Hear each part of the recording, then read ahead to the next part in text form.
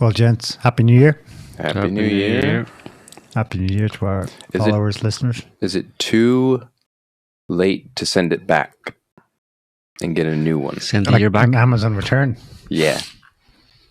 Is it damaged goods already? I think it's been damaged already. It arrived broken. It arrived broke. I want to send it back, get a new one. Take it you don't like what just happened. What is the take from MAGA? Well, That's a lot.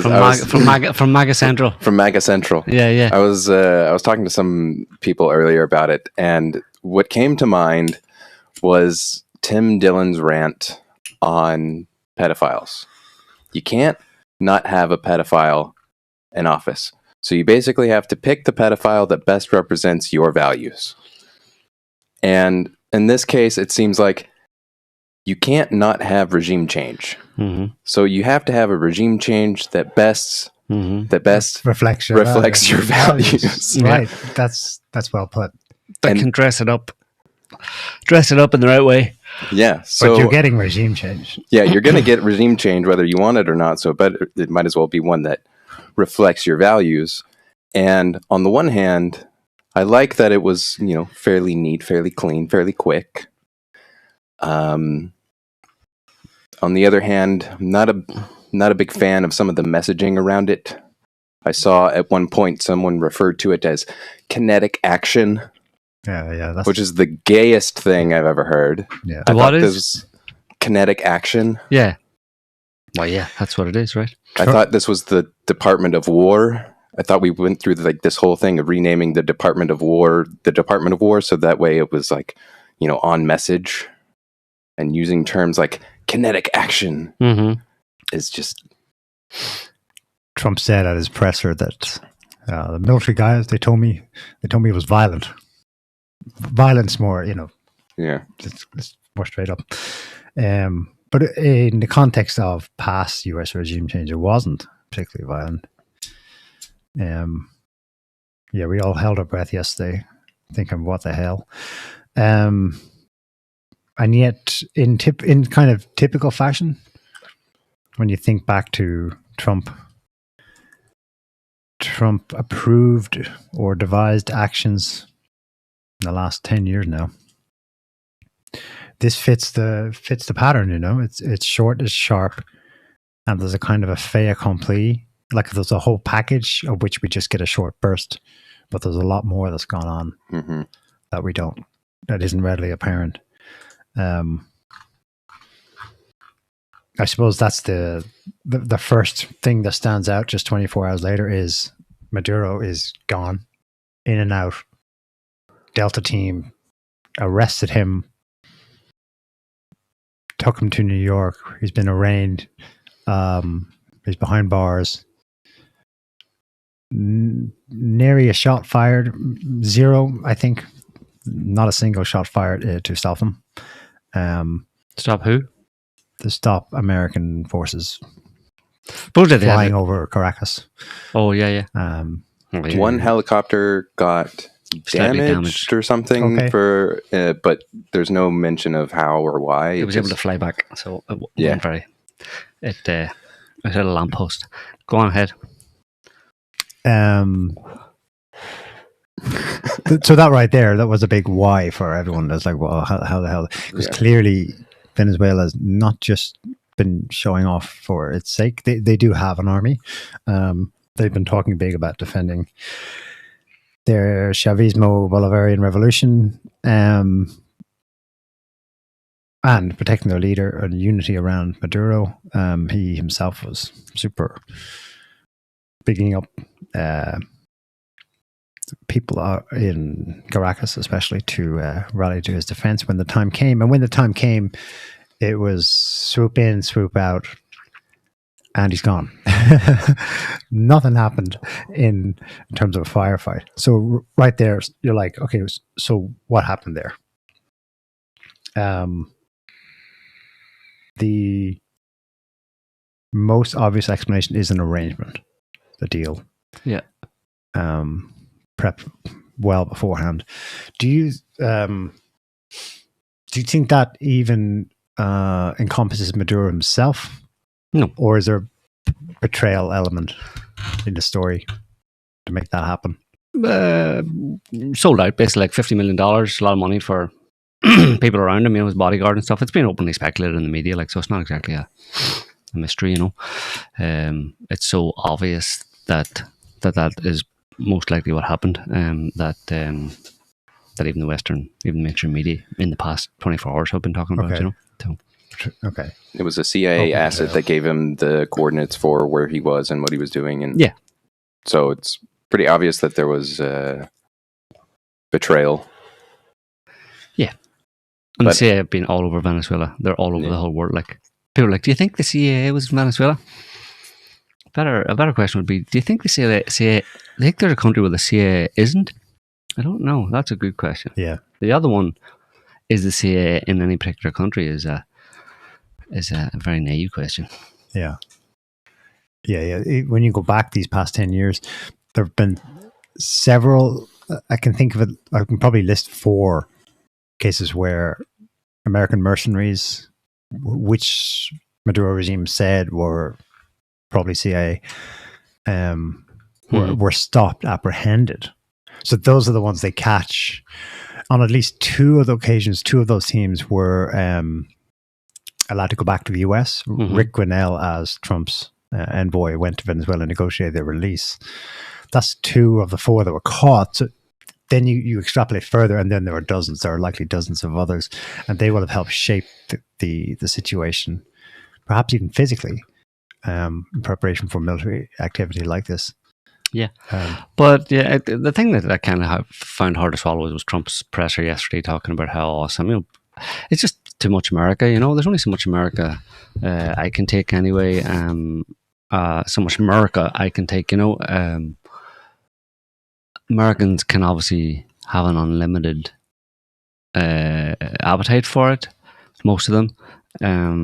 They just give me more, like it's like, I don't know, Dunkin' Donuts or something, or Krispy Kreme donuts or something. Yeah. Jelly-filled donuts and talking up America. You could keep the entire American population going on. Greatest country in the world. Those 2 things, that kind of stuff. And just talking it up like it's so amazing and all that kind of stuff. And it's like, kind of like taking candy from a baby. It's like somebody, getting, touting their prowess at taking candy from a baby, basically, which just doesn't. I only have a limited tolerance for that in any scenario, So, and obviously it's Trump's expertise, he likes to do that, so it's amplified by coming through the mouth of Trump, because he talks that way about everything he's done. When he has a bowel movement, it's like the greatest thing that ever happened on the face of the earth, and no one else could do one as good as that, So, so that's just, in that sense, I kind of I long for former days when all this kind of thing, which is not exceptional at all, despite it being done by the exceptional nation. It's not exceptional at all. It's just part of the course, really, in terms of how America has operated around the world for the past 100 years. So, the only difference is that previous American governments and presidents and stuff would have been more circumspect about it and more muted, it would have been. I didn't like that either, because then you had to kind of like, you knew they were lying and you had to expose them and all that kind of stuff. But there was something more, I don't know. I'm not sure. I don't like either of them, I just don't like either way, I don't like Trump. I did for a long time like the fact that Trump was basically just saying telling it like it is, basically just blurting out the unvarnished truth, because that's it, and that was refreshing. But so I suppose that still is, but it's bizarre how somebody over the past, like, say, a couple of months, Trump literally said probably a half a dozen times to the entire world in very, very plain English that his reason for his interest in Venezuela was the oil. They've got a lot of oil and they want it. And there's still people on Twitter today exposing that. Apparently, busting that one wide open, saying it was never about freedom and it was never about the drug traffickers. It was always about the oil. I'm like, where have you fucking been? I mean, it's like he literally said it numerous to times. the entire world multiple times. And you think it's like a mystery or something, whatever. He blurted it out in his first term, I think. But did he do it? He said it multiple times. He said in it the in past December. 2 months. I've got him on December 18th. Well, it was more specific, and it made us reflect and try to find out what he might have been referring to. Quote, "They took our oil and we want it back." That was a more specific. Yeah, well, that's just saying it's still about the oil. It's nothing to do with. Yeah. But going back further, was he saying that during the? He said that same thing over the past 2 months multiple times. He repeats himself. You may have noticed that he repeats himself. Yeah. We want our oil back. That, and it's about the oil. They have a lot of oil. We want their oil. It doesn't matter how he phrases it. Like when he's asked about Venezuela and he says they have a lot of oil. They took our oil. We want the oil. We want the oil. They have a lot of oil. They stole our oil. Yeah. It's our oil. They kicked us out and we didn't get the oil. It's the oil. What do you think? Hang on. Could you say a lot of games? I'm not sure what the main key there is.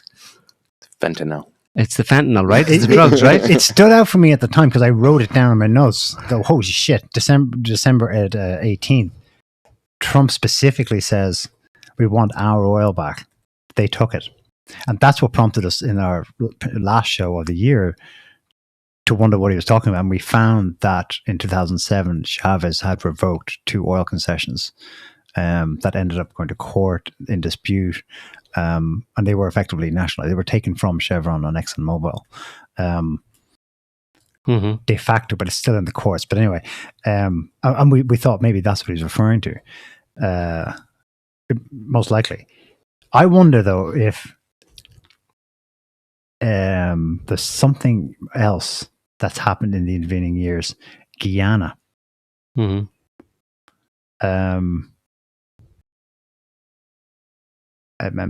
Let's see.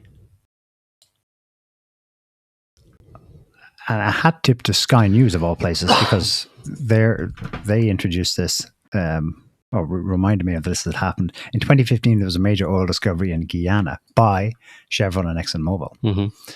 They are awarded the concessions by that government, and that starts a massive. It kicks off a century-old dispute between Venezuela and Guyana about the Essequibo region that borders the 2 countries. It's mostly rainforest, but also concerning territorial waters out to sea. And let's see.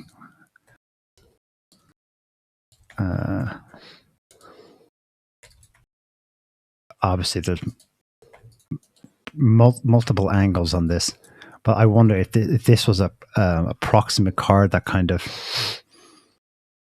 is what Trump has in mind, and it's like our oil. So if you go to it's a Wikipedia page on the Venezuela Guyana crisis of 2023-24. If you go down to do a word search for concessions. Yes. Guyana handed new oil concessions to ExxonMobil in 2014, whose Venezuelan assets Chavez had nationalized 7 years prior. And that kicks off a major dispute with the Guyana government, but through them indirectly, once again, it's Maduro / the Chavista regime in Venezuela headbutting directly with the 2 U.S. oil majors. And Maduro, in the meantime, threatened to invade Guyana. Then in December 2 years ago, Venezuela had a referendum on whether or not they should incorporate Essequibo, which is more than half of Guyana, formerly British Guyana. And of course, internationally, they said, "Oh, it's just a, low turnout. No one did it." But officially, the result was 95% said yes. So I wonder if that's. Here's another reason for it being. So people are going. Another big everyone is reciting is the soundbite that Venezuela has the world's largest oil reserves at 300 and some billion Barrels.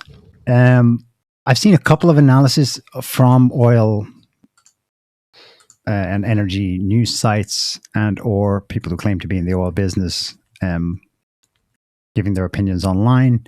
And one of them is that the vast majority, let's say something in the order of 80% of that massive figure you hear, while it's technically true that you could put that in Venezuela's account, most of that, like about 4/5, is not what's considered economically recoverable. And even a portion of that isn't even currently, with any known methods, it's not, you couldn't refine it. It's such damn heavy crude that even if Venezuela got what is available on the market to refine it, you'd need such long-term investment in R&D to really drill for and make use of a significant chunk of that. The difference with Guyana is the 13 billion that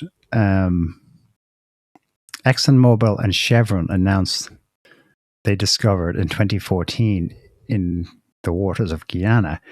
It's all modeled to be economically viable. Now on the market, can go, ready to ship.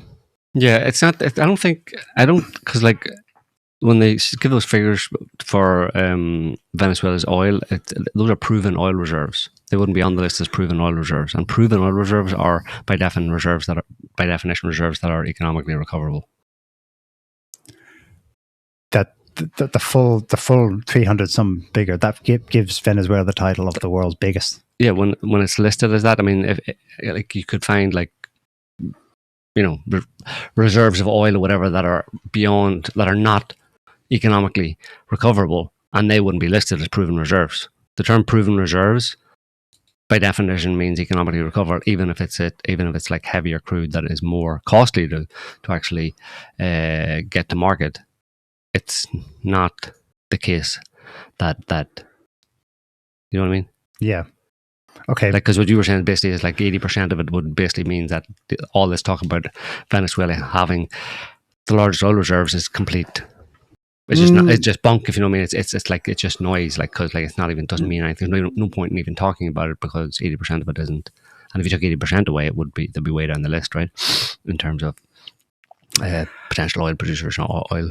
I'd have to fact check this guy's claim, but he says technically recoverable versus economically recoverable is the first big distinction. The United States Geological Survey has long estimated that the Orinoco belt contains on the order of 900 to 1400 billion barrels of heavy crude, with perhaps 380 to 650 billion barrels technically recoverable using existing technology. Mm-hmm. Venezuela and OPEC only book a subset of that as quote unquote proved. But even those proved numbers are sensitive to the assumed oil price and development concept. I'm not sure what he means there. When prices were strong in the period 05 to 2014 window, a large portion of the volumes in that region became economic on paper and were reclassified as proved, driving the headline reserves from 80 to 300 billion barrels. Mm-hmm. Still, it's a lot of oil, but 80 would still put it at the. It was still put amongst the top five, you know, definitely, and a viable economically, you know, now asset, definitely. Yeah, we don't have a clear picture. Before this erupted, it was a casual aside, I think, in an AP report. Oh, Chevron is still, you know, going in and out of the ports in, so they're still shipping something. The US ops never stopped. A Chinese one went in and out and literally waved at the US fleet like 48 hours before this kicked off. Mm-hmm. So the spice must flow. That's never actually stopped here. It seems to be, yeah, it's all about futures, you know. Mm-hmm. Yeah, and how far into the futures. We saw a very interesting idea yesterday where somebody was thinking geopolitical picture, big board, game of Risk, Trump slash the American establishment as a whole, their interest now is secure Venezuela, for us to have the primary shareholder say, let's say, in how its oil is developed and sold, because other things to come online, namely something going down in the Middle East. So you secure this now, and this idea we read was that it's to buffer against the risks of blowback economically to the US and the West. In the Middle East, yeah. In the Middle East, should shit kick off with Iran. Yeah. A counter to that we've also seen is cool on paper again, but your turnaround for buffering against risks of that incident over there still takes time. You don't immediately get Chevron running in and out with 30 more containers every day. No. It still takes a matter of years. From Venezuela. Yeah. It would take like years or a decade or whatever. But the economic aspect of that is, okay, you're not going to run in and get the oil flowing straight away or anything like that.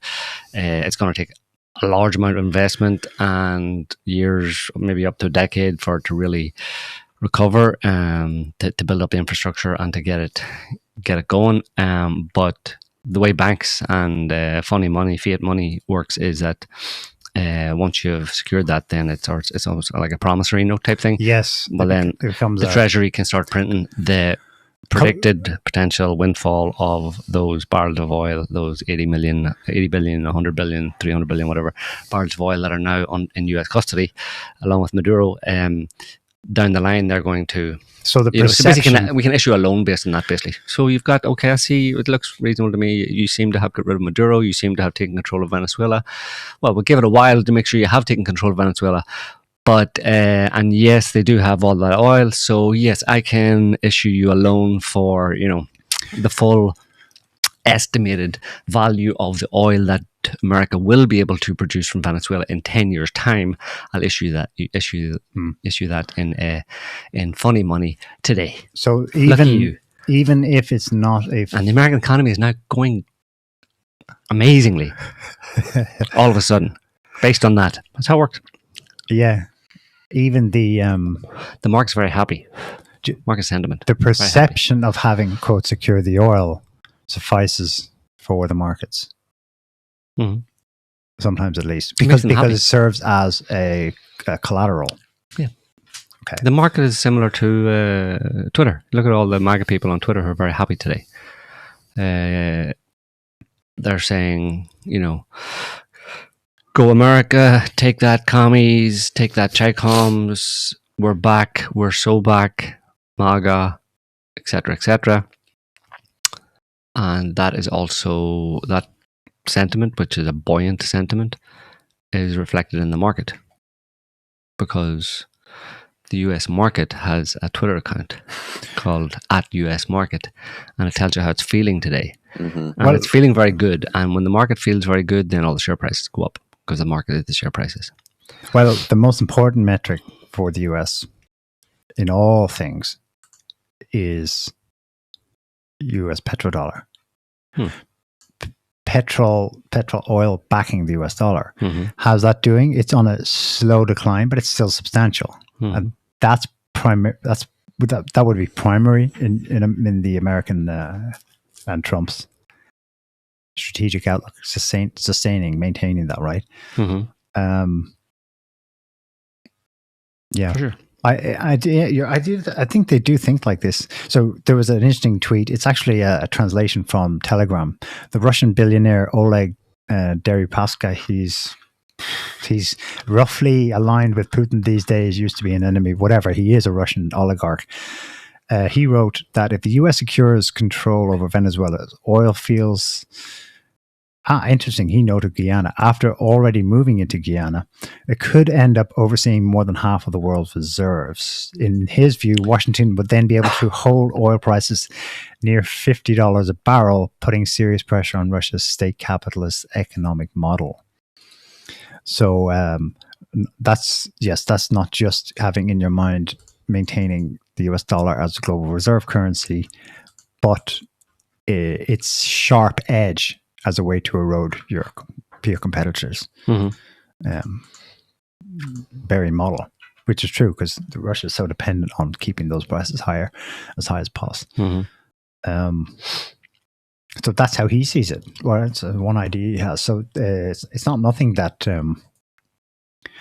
the perception of accumulation of assets, even if they're not really yours yet, and they never will be in a sense, because that's something to talk about. We're talking about edges on the margins. Like the US isn't literally going in and occupying the oil fields. This isn't like Northeast Syria. It's still going to be a Venezuelan affair. But the edge US companies, I expect, will gain there in the short term, and the edge that will give the US in global international energy flows, thus cash flows. Because an important thing here is China was paying Venezuela for the, I've seen various figures, but it's a substantial chunk. Like 7% of China's oil was coming from Venezuela. That's substantial. More, well, yeah, okay. You've heard more. I've heard higher figures, but it's a chunk. It's a big chunk for considering the volumes that China needs, right? Yeah, China was also investing. They had extended loans over the past, really 10, 15 years going back. They've been extending loans to Venezuela in exchange for, well, they've been buying their oil, but also investing in infrastructure and also giving loans to Venezuela. And the point I was going to make was, do you think China was spending US dollars to pay for Venezuela for that oil? No, they fucking weren't. Venezuela was paying in yuan. Some of it was being paid in yuan. Some. It's not easy to pay in non-dollars for oil, Okay. Some of it I heard all. They're trying to chip away at it, but some of it's something like it wasn't an awful lot, because it's not easy to do with sanctions and control over the monetary system and all that kind of stuff, control over the banking system. It's not easy for a country like Venezuela to pay in yuan. So yeah. Well, let's go back to that Trump presser. Well, I mean, where to start? The main thing is we are going to run Venezuela until such time as we see fit. More specifically, little Marco. Here's a full quote. We're going to run the country until such time as we can do a safe, proper, and judicious transition. We're there now. We're going to stay until we're going to have our very large US oil companies go in, spend billions of dollars, fix the badly broken infrastructure, and start making money for the country, for them. I think the way his brain works, this is a direct quote. Start making money for Venezuelans, and we are ready to stage a second and much larger attack if we need to do so. Mm-hmm. So Trumpian, almost like compassionate concern while threatening to blow the shit out of you. Mm-hmm. So we are prepared to do a second wave. What are we looking at realistically here? Delta Force went in, they gone. Yes, there's still a huge fleet offshore. They could launch anything anytime. Venezuela has already rolled over once. Trump was very confident in that presser that it's a done deal. He indeed talked about Rubio having had a phone call with the VP, who's now the interim leader. Did he say we talked to her and she's going to do exactly what we say? Or something? Almost verbatim. She's going to do what we want, yeah. Delcy Rodriguez, yeah. But she doesn't seem to be. I mean, her latest statements, her latest public announcements don't really jive with that, But what has she said? What has she said? She's called on the people to get in the street and defend democracy, and the only legitimate leader of Venezuela is Nicolas Maduro. Okay. So maybe she's just saying that publicly, and she has indeed agreed to give Trump what he wants. Which will be what? But what can we guesstimate that? Because this isn't regime change like option A, where they've changed the regime. It's still the same regime. Give us all our oil back. Our oil concessions, and that'll be it. Surely Maduro offered that. I mean, the word on the street is he did. Open the country up, keep the Chinese out. Open the country up to American investors. Trump specifically keep the Chinese out. Said, no, the Chinese can keep coming and getting their oil. He said that in the press too. Did he? Well, that's not exactly what I'm saying. For Chinese investment. Keep the China can come and keep buy. the Chinese out of the country, i.e., in the way that they've been in the country, like we just been mentioning, basically investing in infrastructure, extending loans, developing oil infrastructure, etc., basically taking control of the oil fields. So keep the Chinese out. There's a very big difference between China being in Venezuela, taking over the oil fields, developing the oil fields, and largely, to a large extent, taking control of Venezuela's oil, and China going cap in hand to America, who now controls China. You know what I'm saying? Yeah. There's a difference between China running Venezuela's oil fields and America running Venezuela's oil fields. Okay, so the US is going to run Venezuela's oil fields. That's what he's declared. Mm-hmm. The new leader has agreed to that. We don't know. No, she hasn't.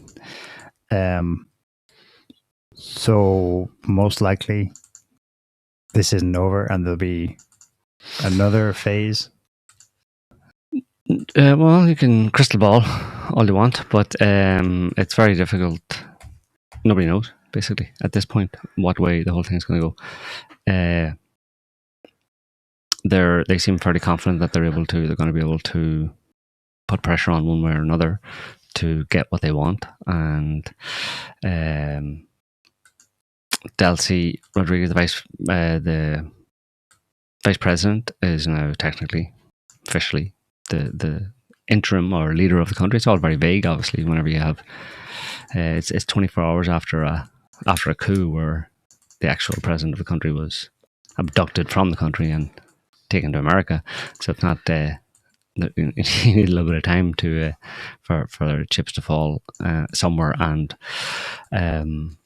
for America to work out its strategy, whatever strategy that is, negotiations and all that kind of stuff. You know, there's other members of the cabinet who would have to be, gotten on board as well, particularly the Interior Minister.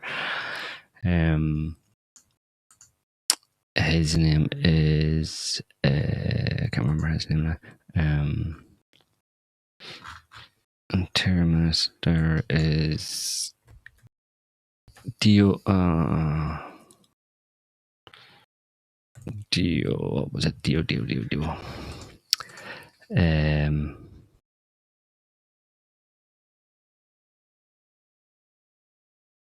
Diosdado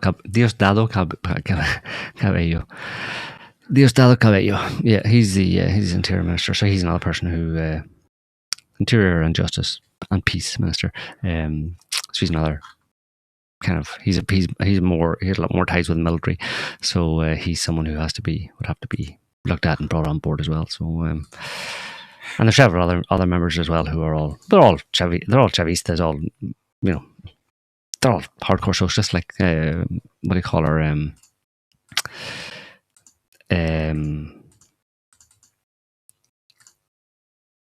Delcy is the vice president. Delcy Rodriguez, vice president, is a hardcore. She's a hardcore socialist, like she's a hardcore Chavista, like. Yeah, her father was tortured to death by the people that Rubio wants to put in to replace her. So this is why I'm still confused on the not a single shot was fired. These people are generationally against the CIA. I mean, okay, one person betrayed them or a few, but like, how does all the soldiers not shoot a single manpad or something? Yeah, but there had to be some kind of a standard. That's why I wonder if it wasn't. It had to come from Maduro, maybe. Maybe they trust him. Well, that's the thing that puts me in thinking that is within the realm of possibility is just the fact that there wasn't a single, manpad fired at these low-flying helicopters when we know that they have these things, not to say anything about the S-300s and whatever else they've got, it's just the fact that none of it happened. Nothing. Which makes me think that somebody with enough clout had to say something that people would have believed in to follow through with that, which again puts me in thinking that Maduro being like, okay, we'll negotiate this, is possible. Now, how likely is that? It's still open for debate and whatever. You mean, yeah, that it was. Well, I mean, I don't think. Put it this way: if it was that kind of a negotiation, Maduro would have negotiated his way out of prison. He would have done. Yeah, he would have negotiated it. I don't think it doesn't seem like it was that kind of and negotiated at that level, if you know what I mean, where Maduro was on board with the idea of standing down everything and just letting them come in and take me away. If it was going to do that, it's like, dude, why didn't you just accept Trump's offer a couple of weeks ago or a week ago or something, where he offered just leave on his own accord. Yeah, where he offered you to go into exile basically to Turkey, and just not even bother, So that suggests that someone within the military, well, I mean, you have to allow for a certain element of surprise and stuff as well, that they weren't expecting it and they were blinded because, it was this awesome, amazing, never before seen, will never be done again, huge, humongous, amazing, awesome, fantastic operation that Trump himself carried out. Single-handedly. And, so you have to allow for, the overwhelming military and technological superiority of the US against, a small area of Caracas, of the capital, in terms of shutting it down and taking out air defenses such as they were. There was maybe one S-300 system that was sold to them, I think, in 2013 or something like that, 12 years ago. They had late last year, November last year, I think they got maybe just one Pantsir S1 air defense system from the Russians. And then they had manpads and that kind of stuff. They had a couple of older book anti-aircraft missile systems, but at least one of those was, maybe they only had one of those, who knows, but at least one of them was taken out because there's pictures of that haven't been destroyed. So, and the others just weren't deployed, and it's like, what does a country like Venezuela do if a country like America marshals that kind of a fleet and has it sitting off your shore for several months and is obviously building up to something and is planning it and developing how they're going to go about it and right down to the final details and stuff, and they have the CIA, your whole system is kind of riddled with CIA informants, etc. Right, including people close to Maduro and stuff. You're kind of like, you don't have many options to maneuver. Like you can make it worse maybe by trying to muster some kind of a response and then just get smacked even harder, So it's like you can do a symbolic. What's the value in a symbolic? Who knows? I don't know. A symbolic attack, because that's all it would be, right? Do you want to anger the people that you're going to need to run? Do you want to make Daddy mad? Or do you just want to sit down and take it?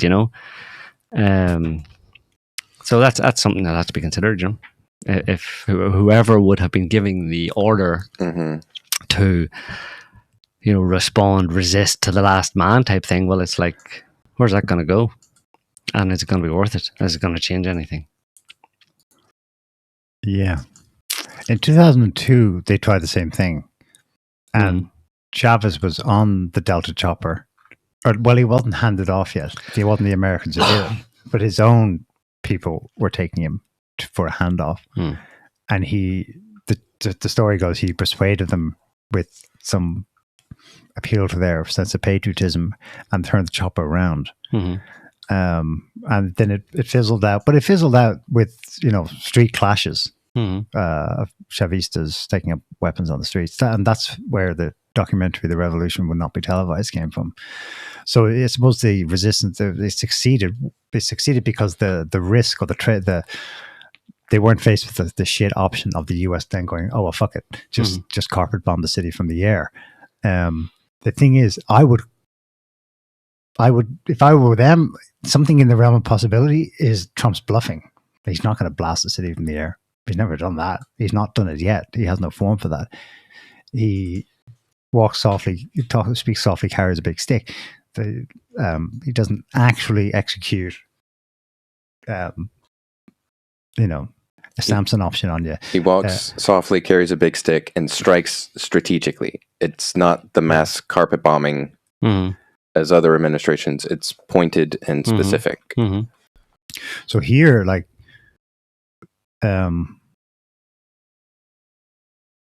here they've suffered an attack, and then the Marines are gone. So Rodriguez can afford to speak frankly and still very much in the lingo of yesteryear, as if it's still the same. Maduro is still our leader.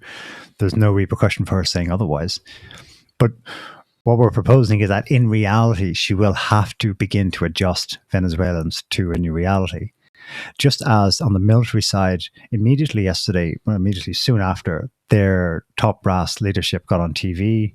I forget the main guy's name, but then all the other generals lined up behind him, reassuring the Venezuelan people that Maduro's still Maduro's still our president, and we will resist the gringos, something like that. The usual stuff. This is the military that had just done down, then presented the United face. Somehow, all those guys on TV understand that they're going to have to gradually bamboozle people into accepting this fait accompli, and there's no, not if I mean, it's hard to see how it would happen, but if Chavistas, members of his cabinet, like I said, I don't know if Delcy Rodriguez, vice president, would be able to change their tune, or others would be able to come around. But if they can just put up a show and say, look, we'll have new elections, and some of them get elected and they pick a new president, it's not going to be what they call a Machado, Corina Machado, that female Juan Guaido woman. Because it's funny because Trump actually said, Trump was asked, was she going to be that was funny. Is she going to be the new president, the one you've been talking about, everybody's been talking about? She's been the Nobel Peace Prize, the Nobel Peace Prize person, the president in exile who's just been waiting for the moment to come in. He's like, nah. And most interestingly, again, this is one of the benefits of Trump. He said, no, she doesn't have the support. Like, hang on a minute, she was the opposition. She's literally opposition. Okay, she was prevented from running, but she had it in 2024 because she was a traitor, basically, which is a good reason to stop someone running. But she had a stand-in, I can't remember his name, in 2024, the opposition candidate, who was basically just, would have been as popular as her. And that was the whole, basis of the most recent allegation that Maduro was not the president, he's unelected and all that kind of stuff, supposedly because this other guy, which is the male version of this Corina Machado woman, that he actually won, and Maduro and co rigged the elections. But why would he have had to rig the elections if basically the person who you claim really won the elections now is not eligible because she doesn't have the support to be president, because she doesn't have the support among the Venezuelan people? Right there, Trump just said, fuck. He didn't care. He didn't notice. I don't think it's a Trump thing. I think it's an American thing. They have so many. This is such a lie sandwich that they're just stacked up so high. When he said it, I doubt it ran through his mind at all that, oh, okay, I'm going to expose. Well, he's just working out the details. He didn't. No, he's just telling the truth. Here's a passage on last year's election. He was asked a question and he had to give an answer, and what was the answer? So this is the whole basis for why Maduro is a dictator who must go. The 2024 presidential election. Although Machado was not the candidate, she remained the leader of the opposition during the process. Edmundo Gonzalez, yeah. He was the candidate. He was her stand-in.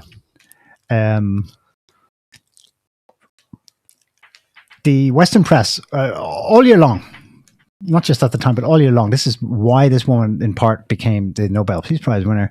The Telegraph commented at the time, should the opposition win, Miss Machado is widely expected to be the de facto leader of a government formerly led by the stand-in Gonzalez.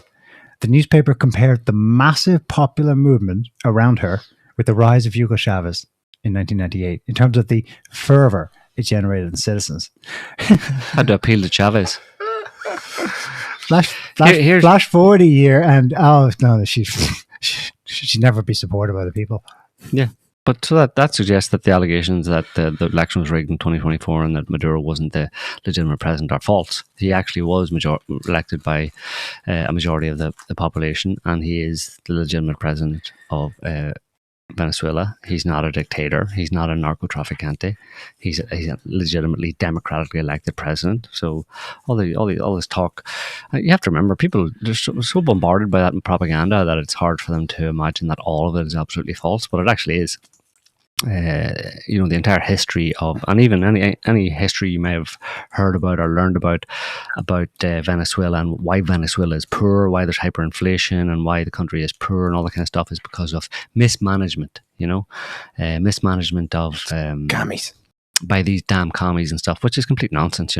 It's directly a result of long-term Western sanctions and banking sanctions and import-export sanctions imposed on Venezuela. That's why any country, that's why they impose sanctions to impoverish a country. And then you look at Venezuela that has been subject to these sanctions, and you see that it's poor, and you go, oh, that's because of the mismanagement. That's because they're commies and they mismanaged it. Yet, I read it in The Economist. Like, shut the fuck up.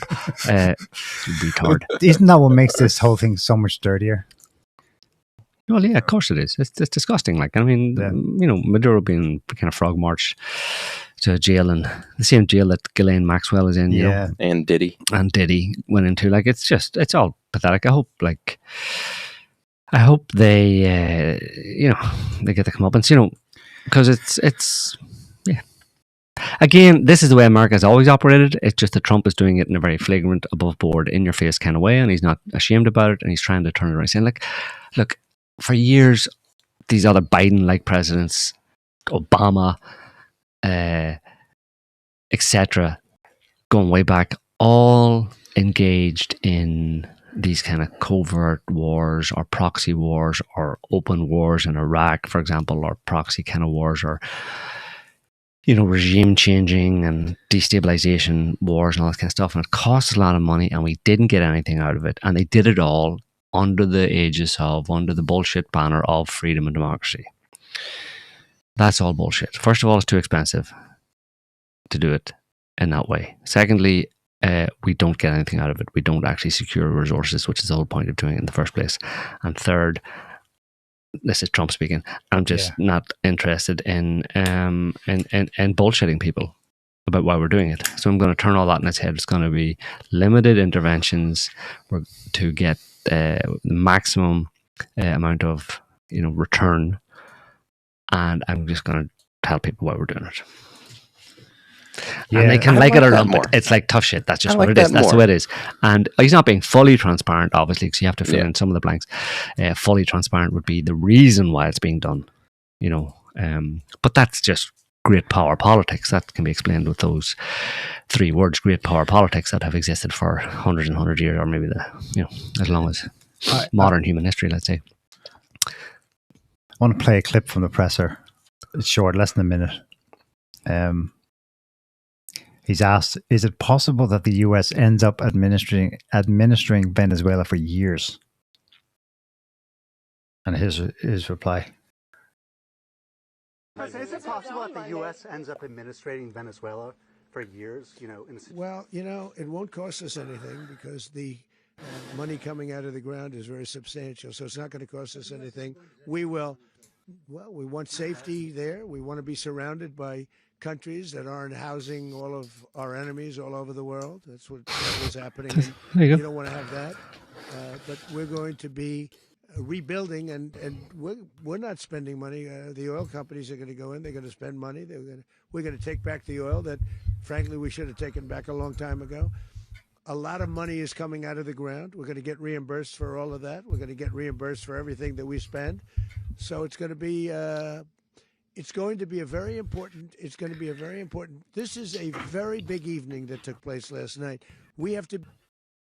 Here, read this book, this large book on geopolitics, or conversely, listen to this 2-minute statement by Donald Trump.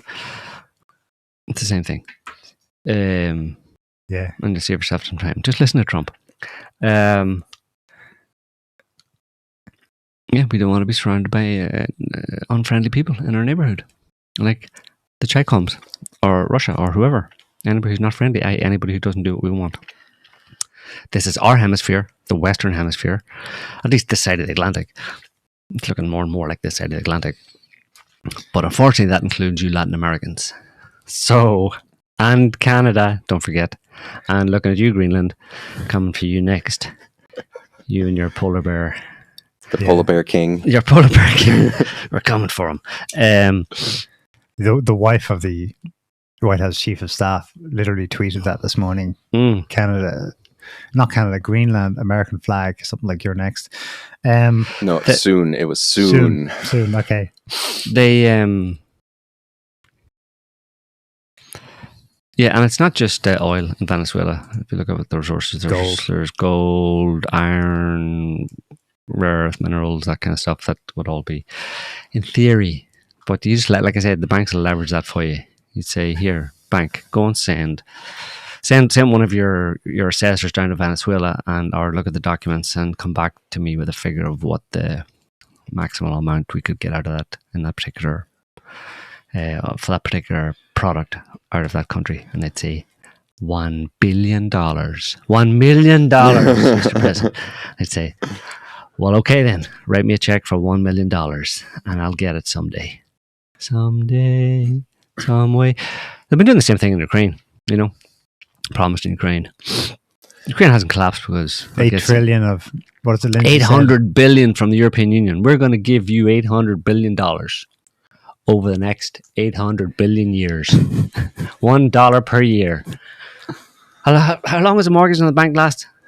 And banks are like, well, we can, we can negotiate terms. We can negotiate. You can have the 15-year, the 25-year, or the 800 billion year. Is that meant to be a Jewish accent? I don't know. Being ambiguous. Sorry. Well, what annoys me, who's this? Yeah. And the smartest man on the planet. The smartest man on the planet. Trump. No. Yes. Here he is. Oh, him. Smartest man on the planet exposes himself As a retard. as an uber Asperger's retard. It's heartwarming to see so many Venezuelans. Well, I suppose if you say it, it might come true, or people might believe it, or the Venezuelans themselves might suddenly say, hang on a minute. Am I happy about Maduro? I swore I was pissed that America just came in and stole our president, but Elon Musk seems to be saying that we're all happy about it. Maybe I should be happy about it.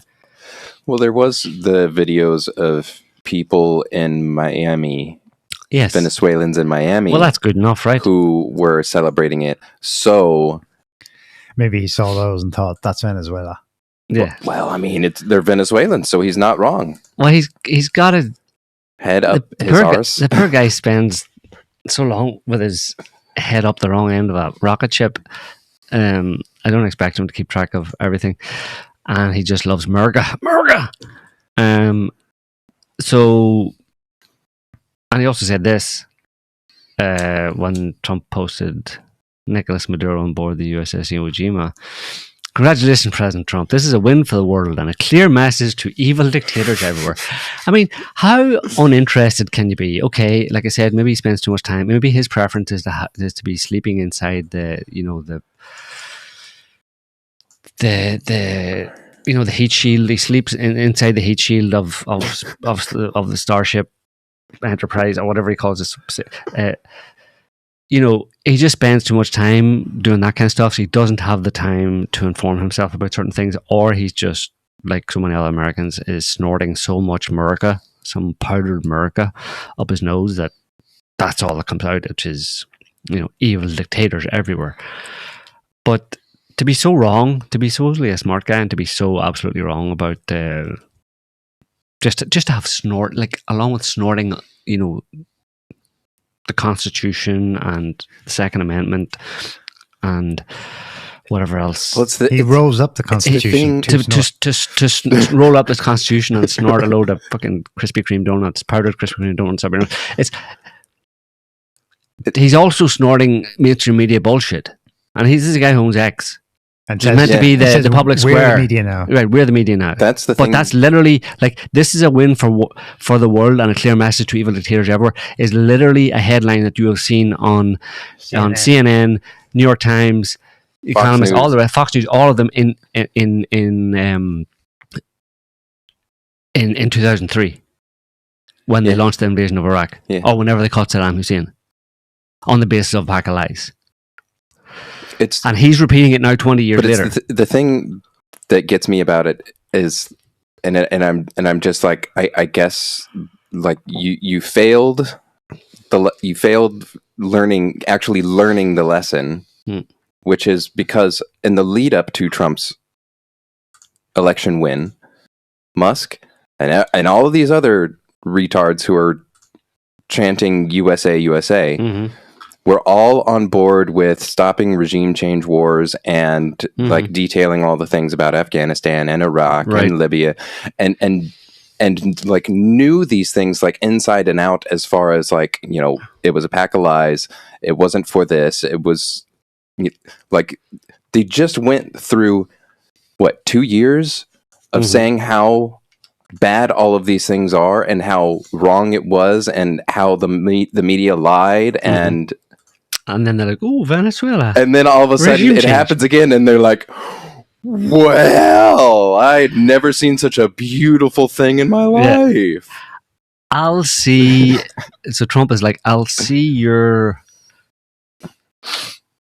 refusal or your denouncement. I'll see your denouncement of traditional American regime change operations, and raise you."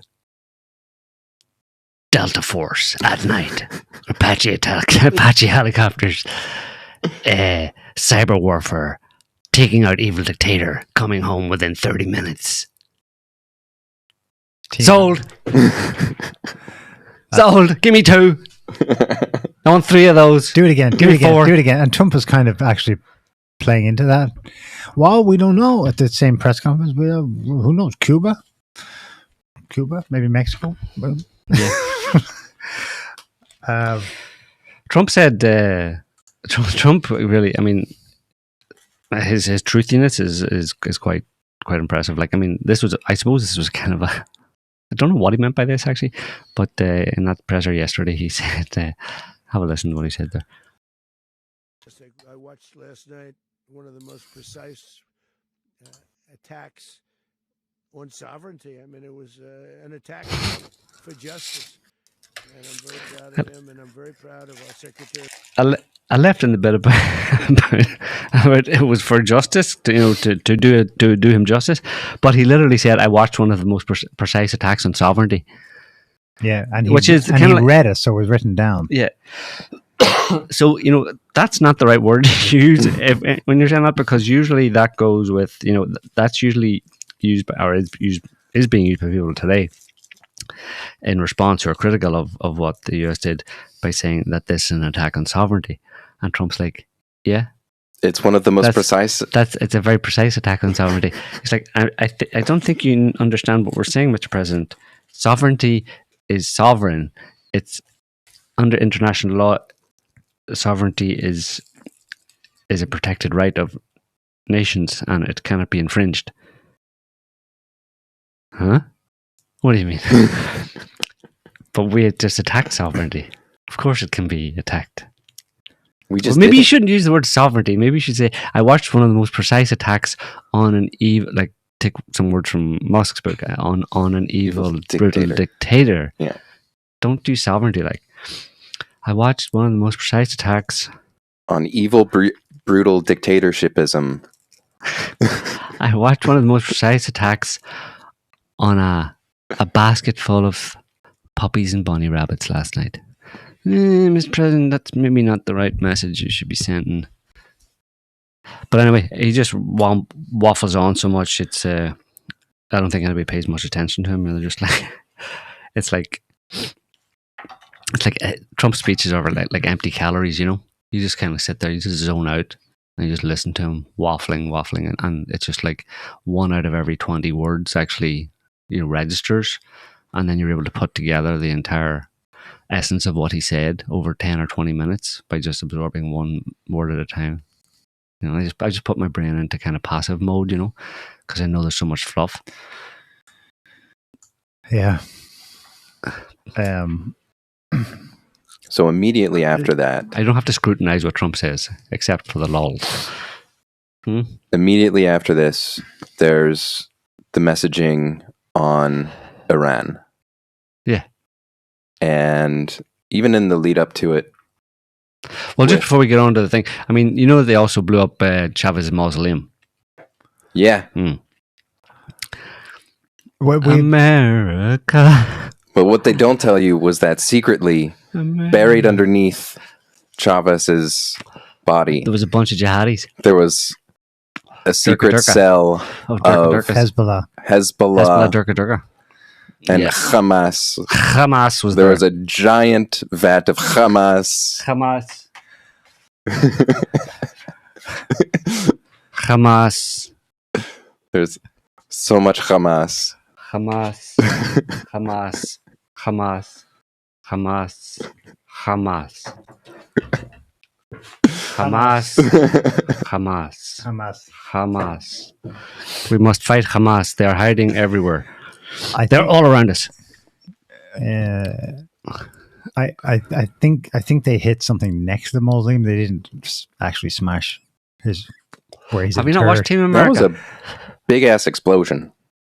That's what they do in Team America. So they blew up the Eiffel Tower, and that would have been pretty pointed. I think it's housed on a base, or there's some military installation near it or something, or they hit one end of it. I don't think they actually blew up his tomb or mausoleum. I wouldn't be surprised. To be determined. Yeah, I mean, they probably would have said that. But I posted some exclusive video there yesterday of just backing up what Musk was saying, about great to see, heartwarming to see so many Venezuelans celebrating their country freed from a brutal tyrant. Elon, is it here? Exclusive video that I flew over there just for a few hours, and I got this footage of Venezuelans toppling a statue of the brutal dictator. This looks like it's going to be interesting to see whether they pull this down. I guess they will. And now it falls. There's Chavez, Maduro. Down he goes. There he goes. You see? 3 weeks. Yep. So that's just exclusive footage there for everybody to. That just validates what Musk was saying. Good job. Maduro and Hussein do look similar. I wonder if Americans can, especially the CIA operatives all around him. They're pulling it down, or probably similar to the forefathers of the ones running around Venezuela. All right. Well, so according to the Guardian, other reputedly targeted sites included the barracks in Caracas, where the mausoleum is, but it doesn't say that it is actually destroyed or anything like that. It's just oops.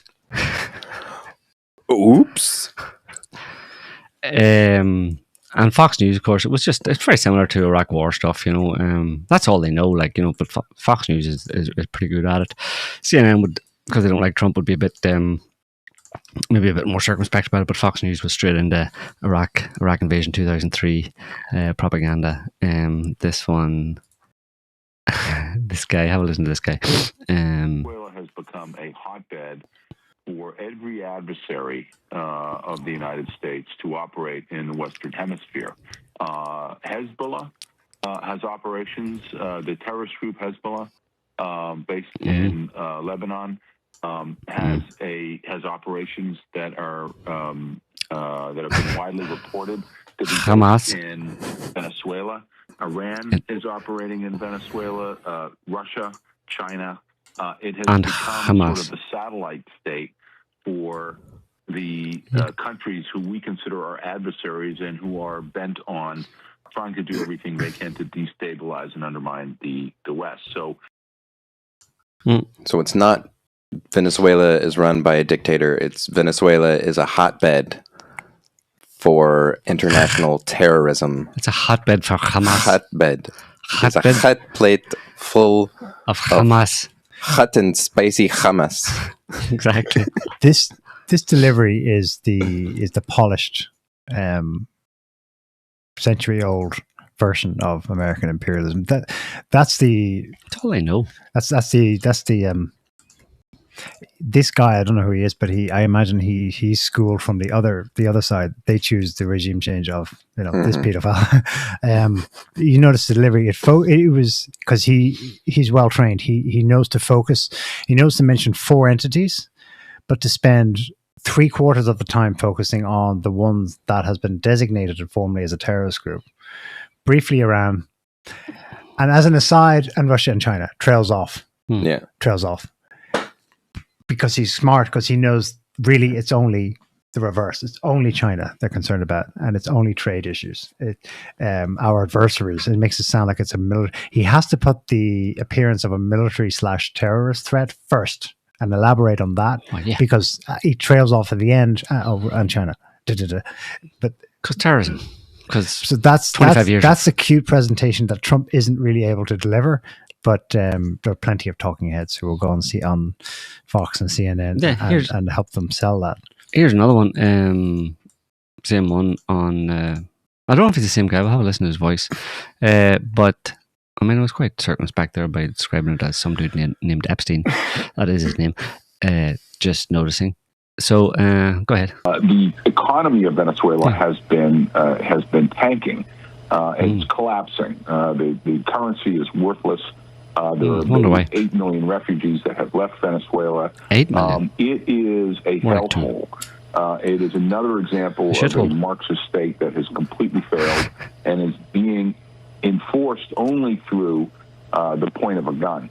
And so most Venezuelan people would like to be free from, I think, any serious survey of the Venezuelan situation on the ground would tell you that most Venezuelan people yearn to be free from the Maduro regime. So in many ways, what a military attack, whether you agree or not with the means of it, the result of it, I think, could be a very welcome liberation of the Venezuelan people from the brutal rule of the Maduro regime. Wow, that would be... There's a third element.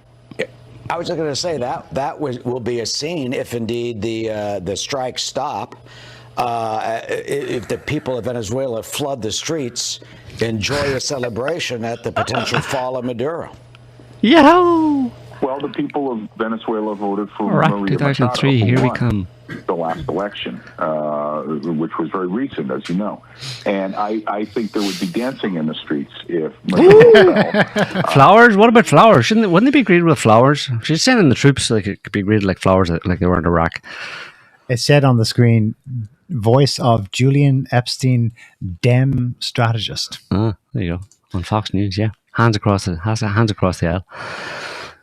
Yeah, but you were saying about Iran, there's a lot of stuff going on the Twitter. There's a lot of the usual suspects on social media talking about Iran being next. Because why not? This is a template for Iran, right? Surgical strike, Delta Force, Apache attack helicopters, cyber attack, turn out all the lights, get in there, kill the evil terrorist. America. Well, because Netanyahu came to the U.S. to see Trump once again. A few days before. Yet again, like a day or two ago. And I believe Trump was asked like directly about whether the U.S. would support Israel striking Iran, to which Trump responded with an affirmative. And so it seemed like, at least that was what I was seeing a lot of, as far as what was the point of that visit. And the point seemed to be Netanyahu is presenting evidence to Trump that Iran is up to its dirty tricks again. Its dirty, dirty tricks, and dirty trying tricks. to build up its arsenal. Yeah, no, specifically, Netanyahu got Trump to update his messaging. So they got a reporter to ask a fake question of the two of them at Mar-a-Lago, which was, yeah, but sir, he just answered about the nukes. Oh yeah, any more nukes, we're taking them out. Yeah, but sir, what about the development of missiles? Oh yeah, we're coming in and taking that out too. That is an upgrade. That's going to be a shift in narrative where we need to go into Iran now to stop their missile program. I want to know the means to deliver the nukes. When is he going to go after Iran for possessing machine guns? Oh yeah, we should. What about fentanyl? Farce. That's what I want to know. When are they going to go after all of the people that own and possess the machine guns? Get them all. At home, are there any dictators in America with machine guns? Wannabe we haven't even touched on the farce of it. Pam Bondi, like, this is the charge sheet: possession of machine gun. And then she was asked to cite a law, and she did. As in 1934, you can't have belt-fed machine guns in your possession. Yeah, dipshit. As an American citizen in the US, but you included that in the charge sheet on something you found at his home in his pajamas in Venezuela. It's kind of troubling. Maybe it's a social comment. Maybe they're right, and we've been wrong. That there's still a vast majority of Americans that this reflects where they are in their head. That this actually sells. That won't really raise much of an alarm, or they don't care. Whatever works. America. It's astonishing. It's all about the optics. Does anyone find it the sequence there interesting? Benjamin Netanyahu's sixth-time meeting Trump in 1 year, fifth visit to DC, to the United States, to Mar-a-Lago this time, to spend New Year's Eve with Trump. Trump upgrades the U.S. Strategic outlook on Iran to also, we're smacking the shit out of you if you keep developing weapons. But he said if you shoot any protesters. Oh, that was an additional one. That's just him using the spur of the moment, which is interesting because the day that Bibi landed in Florida, protests kick off in Tehran. Surprise. Imagine my shock. But when he's there, he also he gives an interview, Netanyahu, and he says Iran and Venezuela are in cahoots. Of course, yeah. And didn't, what do you call her? Vice President of Venezuela. And she said that there's a Zionist. In her and someone else. In her TV address to calm the country. Yeah. This is where I'm like, you've a long way to go to change that regime, at least the current looks. She said, quote, undoubtedly this action has a Zionist tinge to it. Mm-hmm. Now, I suppose if you were to give the most benign explanation, the Chavista regime has always been consistently pro-Palestine. Mm-hmm. And critical of Israel. Always. And Maduro as well. Freely talking about them Zionists. Well, it's been an Israeli thing that regime is anti-Semitic. It has a Zionist element in that the Zionist state or the Zionist project rises or falls or lives or dies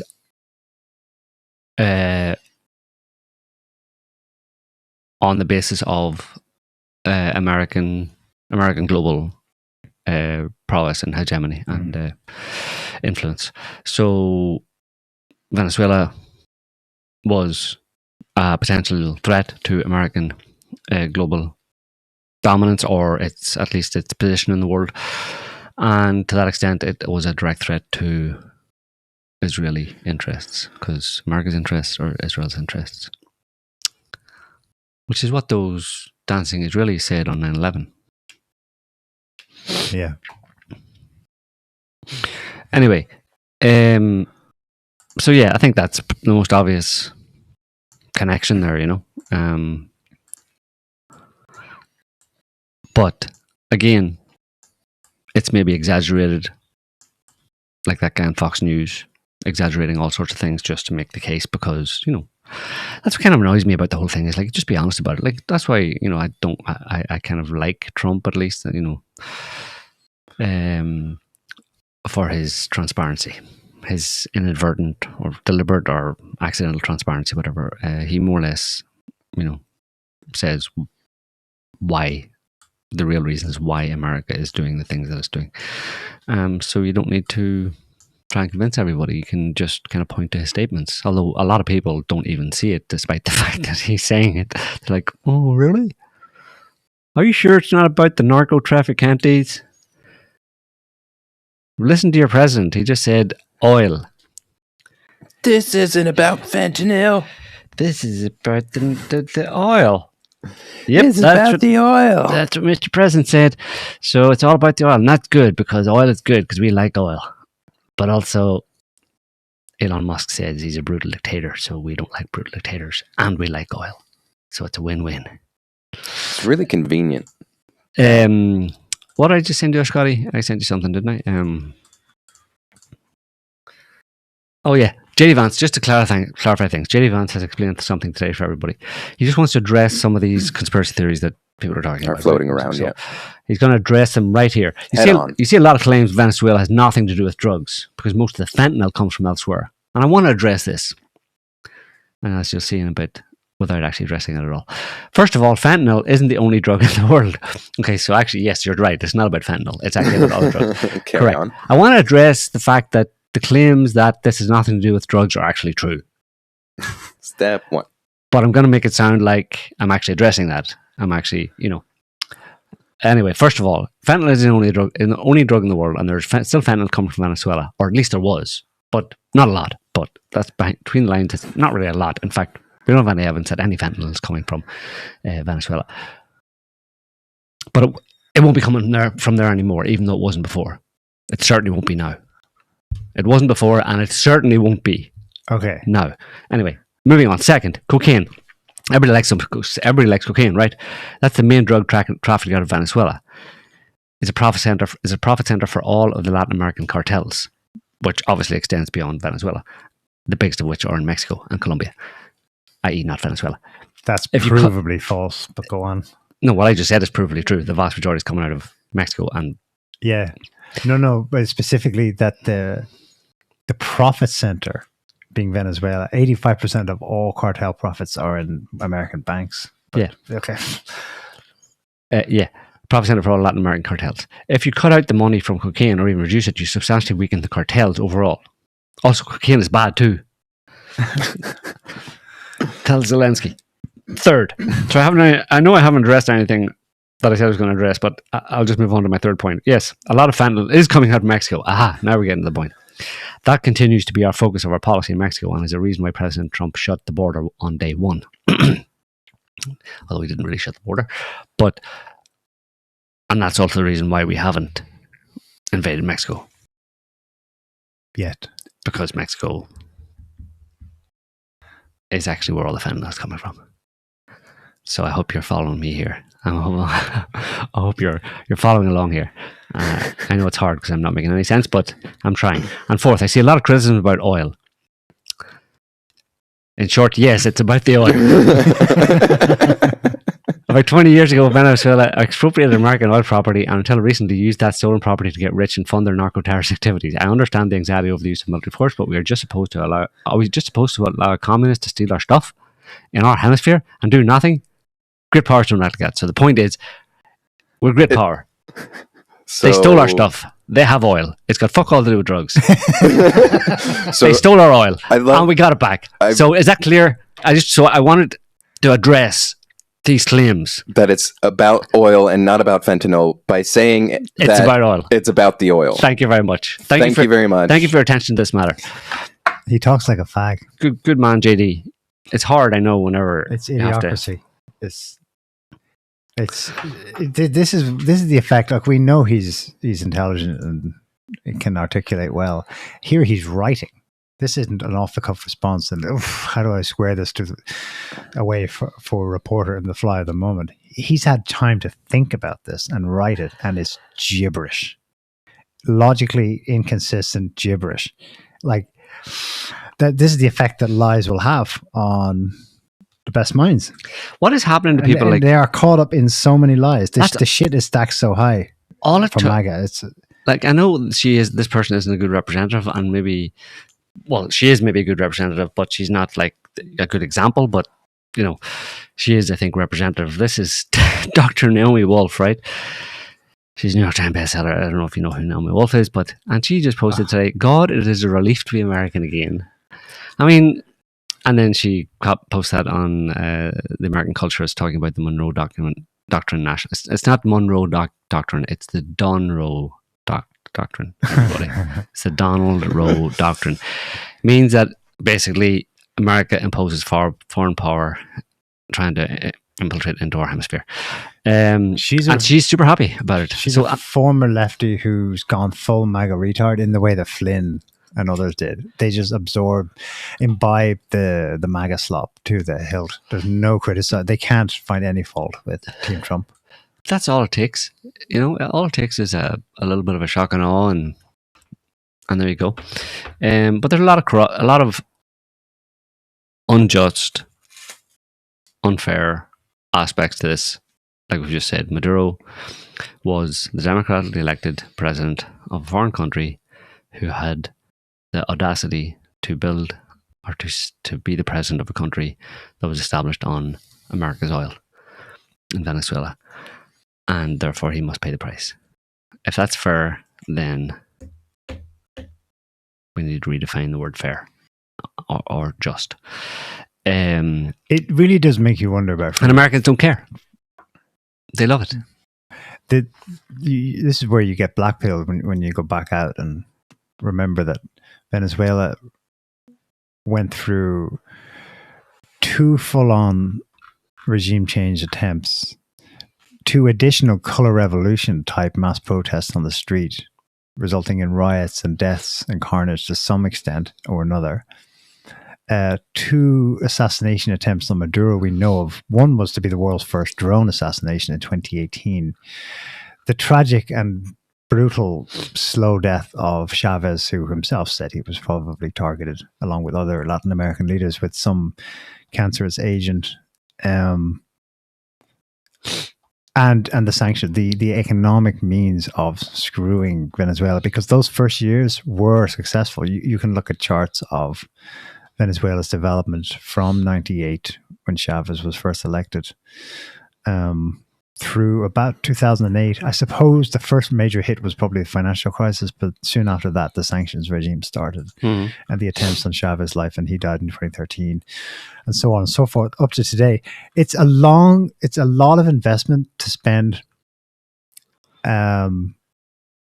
for people, for the resources of the country, including the actual people of the country, to get a result that's like, makes you go, was it worth it at all? I think they're still better off net benefit. They're more literate as a people. Maybe they have more power and education, more power as in electricity. You probably could say it's a net benefit, but the track they were on in the early 2000s, they were knocked off that perch long ago. I mean, just that was better maybe than the 90s. But otherwise, you're like, was it worth it? And I get super blackpilled on this, because I'm like, if the empire can keep coming back and back and back and back and just get more and more brazen and not give a fuck about the optics of it at all in the end, and say it is about the oil, fuck you, we're taking it. You're essentially kind of saying there is no free will. This is a deterministic closed loop zero-sum game. There isn't really free will. We all find ourselves in one degree of apparent comfort or discomfort on that chart but otherwise it's locked in. You can try and bust out from it, but you'll reach a ceiling like rich people do, and when they become rich, they reach, like Musk, reaches a ceiling where his truth-telling suddenly takes a strange bent, and he starts saying things that are opposite to what he was saying. And the meme these days is, he got the call, which may literally happen or not. But the point is, there's a glass ceiling. You don't actually go above that. And so on a mass scale, same thing for Venezuela. Was there any point? I have the same thing for Iranians now, but also other Middle Eastern resistance. The Axis of Resistance, what a shit show that was. They just blew the shit out of it. Iran now... is there any chance really of anything other than Israel getting what it wants vis-a-vis Iran, which may include mass destruction? Maybe. Not holding out hope. I see a one-track over the longest term, with the exception of Crimea in 2014. I see an endless stream of success for quote-unquote the evil empire. I don't see any setbacks, really. You can see why they're paranoid and why they are driven to be more and more brazen because of the rise of China and a potential, people get carried away with multipolarity, potential for China to be a decent counterbalance. But that takes a leap of faith as well, because you're like, well, we don't know until they really get going what they're capable of. Yeah. Well, I mean, what annoys me about it is the lack of transparency about it, like over the years, I mean, I was at a march in 2003 in Dublin in Ireland with like big march, like 100,000 people or something. It's a lot for the country at the time, and most of the banners were and there were marches. It was around March 2003. There were something like 11 million people in Europe who were in the streets of European capitals and cities marching, protesting against the US invasion of Iraq that everybody knew was on trumped up charges. And most of the banners were just, a large number of the banners were had written on them, "No war for oil." Yeah. That's 22 years ago. Yeah. And why am I sitting here? Why would anybody who's aware of that, who knows, say, who was at that protest, or who's aware of that, and most people, I think, at the time who had any sense, knew that it was the whole weapons of mass destruction was a lie, and that it was a war for oil. And 22 years ago, I meant to sit here and go, "Do you think it's for oil? Wonder what's going on." I mean, it's like, it's not a fucking mystery, like, you know what I mean? But for some reason, it's still a mystery to some people, or people still, and well, they get fair enough, they get just bamboozled by the stories in the meantime. Come on, how stupid bamboozled? Just ignore the bullshit. Like, if there's clowns shouting at you, oh, hang on, this clown is shouting something at me. This literal clown, a person like with a big red wig and a nose and a squirty flower with giant oversized shoes is saying something to me about how it's not what it looks like. Let me listen to him again for the 1,000th time. When every other time he says it's not what it looks like, it's for freedom and democracy, and then it turns out to have been what it looked like. Yeah. Maybe I should just go with what it looks like after the 50th time and not listen to the freedom and democracy clown. No, I'll go with the freedom and democracy clown. Yeah. I tell you what, people should be blackpilled about is human intelligence. People's ability from day to day to remember and to actually just assign, just to call a spade, basically, to go with what it obviously is, when they have been repeatedly shown that they were lied to, and they knew they were lied to, and that the truth was what they suspected it was in the first place. That was pretty obvious. And then the next time it comes around, they go, wonder what that was in this time. That's black pill for you right there. If you want some fatalistic interpretation of the future of the human race, it's about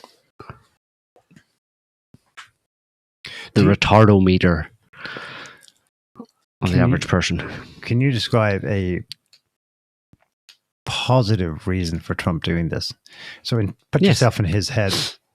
I can't. I just want them to be honest about it. That's my main problem all along has been the lack of honesty about it. If they would all just be honest about it. Of course, I have an agenda. I'm not just saying just be honest just because I want them to tell the truth. But here where I would have to second guess or doubt myself is that my agenda in wanting them to be honest about their intentions all the time is that if they were to be, then people would refuse. But this event yesterday, for example, tends to undermine or should undermine my conviction that would be the case, because pretty much most people at this point who have even like two brain cells rubbed together, which is I hope still most people, have been made aware by Trump's repeated statements and what we just read from J.D. Vance. If you read between the lines, and it's like 500 font, 500 type font basically, so that reading between the lines, there's about 6 feet between the lines, so it's not hard to read between them, right? I.e., it's not about fucking freedom and democracy. It's not about narco-trafficantes. It's not about freedom and democracy. It's about the oil, and Trump saying it explicitly.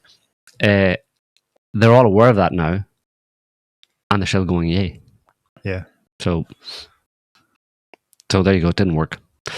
Trump came along and told everybody exactly what it was all about, and they all went, cool.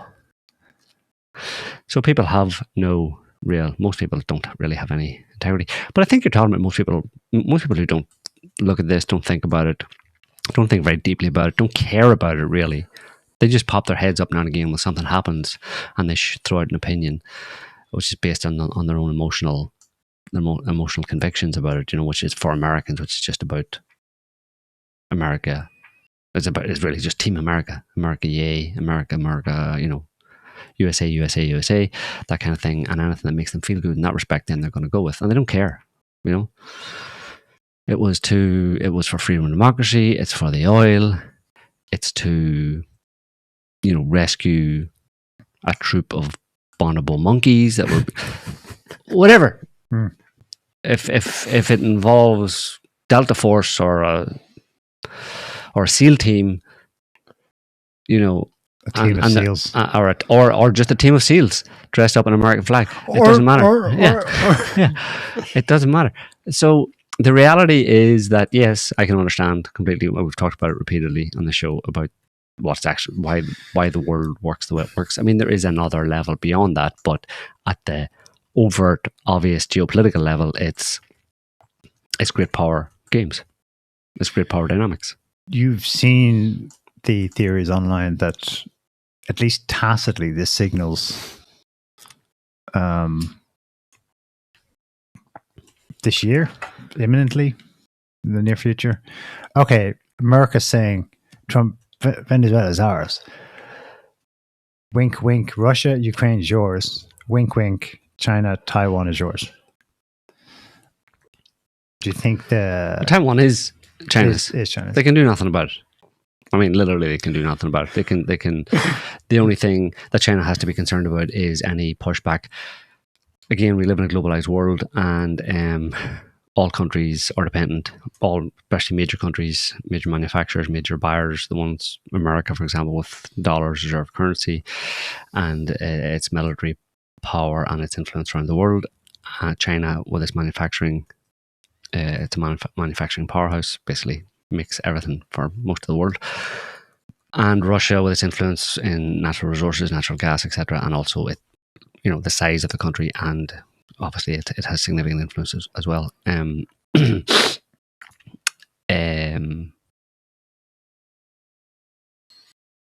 What was your question?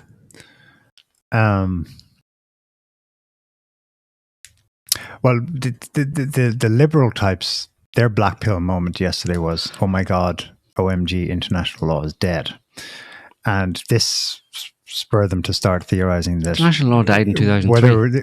In fact, the Russians are very explicit about it. They're suggesting that actually Putin helped Trump by standing back in some way. Oh yeah, but letting you take Venezuela. Yes, and then so get Ukraine. No, okay. So the point was with the major powers in the world, they're all interconnected. America rises or falls at the pleasure of Chinese manufacturing. China lives or dies at the pleasure of America's ability to continue to buy Chinese manufacturing, and that applies to all the other players as well. They're all interconnected. They're all dependent on each other. China can take Taiwan whenever it wants. It doesn't necessarily have to, but it can take Taiwan if it wants to, if it feels it needs to. But it would have to do it in such a way that it doesn't, in some way seriously sour relationships with America. And then when Trump goes back to 100% tariffs and stuff, but then even Trump at that point, as he backed off before, isn't able to impose 100% tariffs or X% tariffs on China because it would hurt America's economy, and it would also hurt China's economy. So basically, it's like, I'm going to shoot myself in the foot so I can shoot you in the arm. Yeah. That's the kind of conundrum that they're all faced with. They're all trying to, particularly America, trying to screw over others, but at least under Trump within limits. Beyond that, you have, so basically Trump is still a rational actor, but you have people that have been called, and I think Colin Powell called them back around the plans for invading Iraq and all that kind of stuff after 9/11. He called them fucking crazies, the fucking crazies. And there are people, those people are there, and they've only got fucking crazier, and they are in those positions where they're willing to push it. Their belief is absolute American hegemony going forward, and whatever it takes. Trump is not whatever it takes. Trump realizes that he'll do what he can. He leverages as much of America's ability and its influence around the world that it has gained over the past 80 years, whatever, since Second World War. He leverages as much of that influence as he can to get as much as he can, but not beyond the point where it would be bad for America. And that's a calculation that has to be made all the time. You find out how much can you do without it actually blowing back in your face.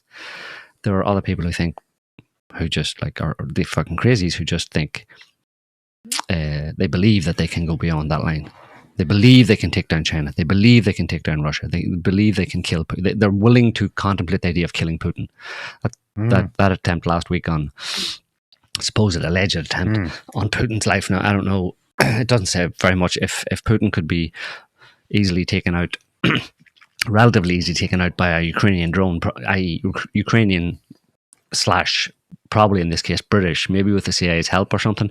Who knows, some of those fucking crazies involved, but definitely with the Brits, because the Brits there's a lot of fucking crazies in amongst the Brits, at least particularly as it relates to Russia and what's going on in Ukraine. They still believe that they can deal a death blow to Russia, and they're willing to keep trying to do that. Whereas Trump has obviously backed off on that. He's like, again, the example is he's backed off on losing money in Ukraine. But he's continuing to fund the war. He's up there talking about, did you see how many people? 30,000 this past week. 30,000 soldiers. Both sides killed this past week. It's terrible. This is crazy. It's just brutal. It has to stop. It's ridiculous. What do I have to do now? Oh yes, sir, Mr. President, you have to sign off on this latest arms shipment to Ukraine. Okay, let me just sign that off. It's like, well, that's how ridiculous. I mean, that's how ridiculous the whole thing is. He'll say one thing out of one side of his mouth, and then he'll sign a document, sign off on sending, another 10 billion sales to Europe that Europe pays for, that then they funnel into Ukraine. Yeah, the New York Times had a big spread at the end of the year, a kind of review of how it went in Ukraine in 2025, and objectively, there were hitches and glitches and withheld shipments at Trump's behest, especially in the first 8 months of the year. But the reason for the scoop was that Trump also gave the CIA green light to increase tacit, more standoff support for Ukrainian targeting of specific energy sites in Russia. So that's him in the economic war going, all right, then carry on with that. That helps me and they have a quote, because Putin keeps jerking me off over a peace deal. This was in and around Alaska. And he's telling John Ratcliffe, yeah, go ahead, keep up that, but we'll keep that on the QT. But then the fucking New York Times busted wide open at the end of the year. Not that we knew that already, but it's obvious that Ukraine's ongoing drone waves and successes are, thanks only to US largesse. Yeah, so the allegation is that the Brits and the Ukrainians tried to assassinate Putin, sorry.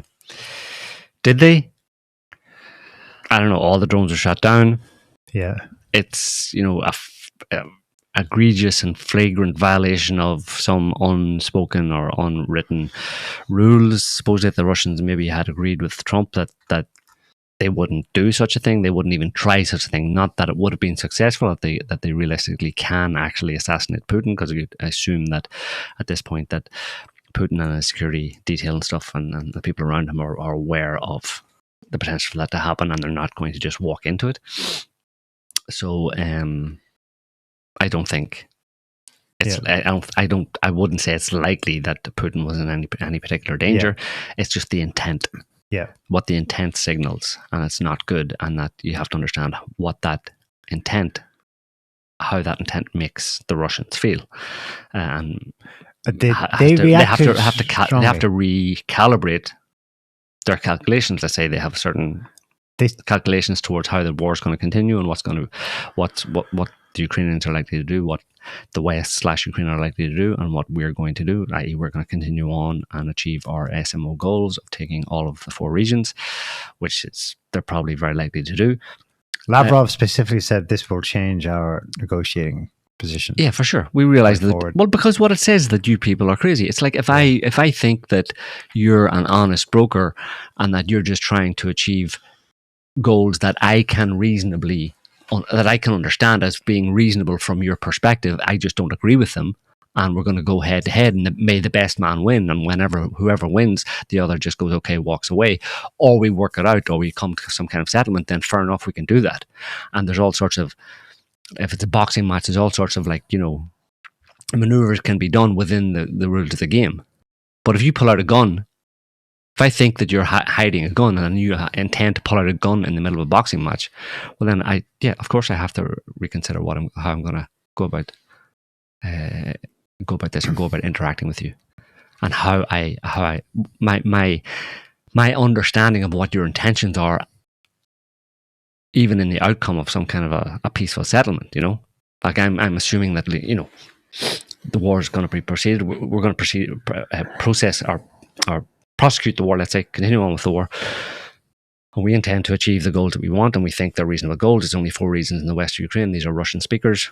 We've already incorporated them into the Russian Federation. We're going to take that as part of Russia, and then the rest of Ukraine will work it out. And we think that you'll accept that.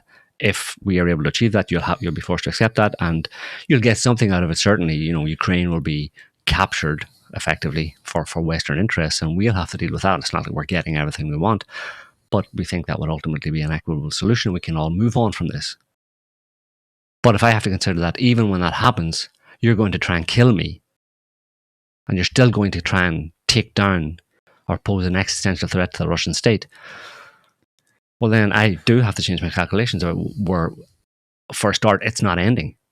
I had assumed that it was going to end at a certain point when certain things were fulfilled, or certain aspects had been concluded. It was going to be over. You're telling me now it's not going to be over. You spent the last 6 months telling me it's imminent. Alaska, etc. It's all agreed in the broad strokes. People are theorizing online. It does look like it is, and then suddenly you pull out a gun. Yeah. It's interesting that right before that particular wave of drones, the 91, that some of which supposedly targeted Putin's residence, the US state issued a level 4 advisory, do not travel to Russia. Yeah. You think, well, so what?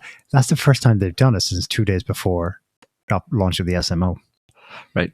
And that suggests that that's one of the things that the Russians have to recalculate is if it's true, and it seems to be, there's some kind of truth to the fact that the data they got from one of the drones was directly targeting Putin's residence. Whether or not he was there, don't know. But they have to then look at where that information came from. Because what it suggests, what you could infer from that is that Putin was in that residence at the time, and that it may have been bad for Putin himself personally. He could have been killed in that situation if all the drones were shot down. And in that case, obviously because of his security detail and the secrecy around where he goes and all that kind of stuff in a time of war, if someone knew that Putin was in that house at that time, and that information then is, well, where did that information come from?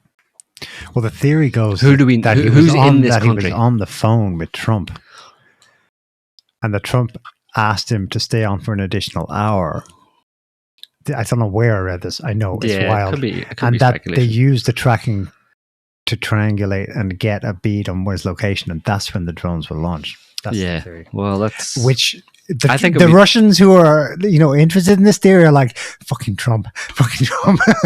I think we need to get him first. If you're going to read something into the travel advisory, you could suggest that it means that the Russians have been alerted to the possibility of some agents of the West on the ground in Russia, able to keep tabs on Putin's movements, at least in this occasion, and therefore they need to step up their surveillance and apprehension of anybody who may be suspicious in Russia, and therefore that's why the Americans said, don't go to Russia if you're an American, because we know now that they know, and we know that this is how they have adjusted, that every American now becomes much more suspicious in Russia.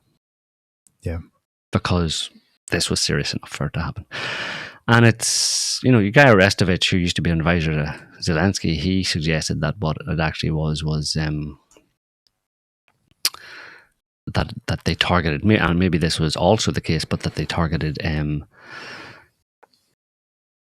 a military site that was related to handling a nuclear response. It was a nuclear sensitive site, basically. It was a command and control site for a nuclear response in the event of a nuclear war in Russia. And he said that in that case, that targeting that site, but it would also be true if they targeted Putin, that would ordinarily, it could easily be interpreted as justifying a nuclear response. That in the case that Putin was killed, for example, then Russia would have nuked, at the very least, most of Europe. Ukraine first, Kiev would be one large hole, and several, at least military sites, major military sites in Europe, American military sites, NATO base, etc. in Europe would all be also large holes. And then who knows what comes after that. Yeah. So you can see if that was the case, or was something along those lines, then it provoked a lot of alarm, let's say, in amongst the Russians, about these fucking crazies and what they're doing. And it's like, Trump, do you have control over these people? You keep saying this isn't your war, but you keep supplying weapons to it. Do you have any influence over these people? Or, who are we fighting here? Are we fighting you, or who is that we're fighting? I'm sure the Russians know, more or less who they're fighting, but they want to know. Keep it ambiguous. Yeah, Trump, according to this New York Times reveal, Trump himself is enjoying the ambiguity it gives. He's explicitly said to Ratcliffe, "I enjoy the ambiguity this gives me." So, that will start to have an effect on him after all this time, because we know he loves adulation more than anything, and he wants respect. He would love more than anything for the CIA to actually respect him. A completely fruitless endeavor, but he's going to try.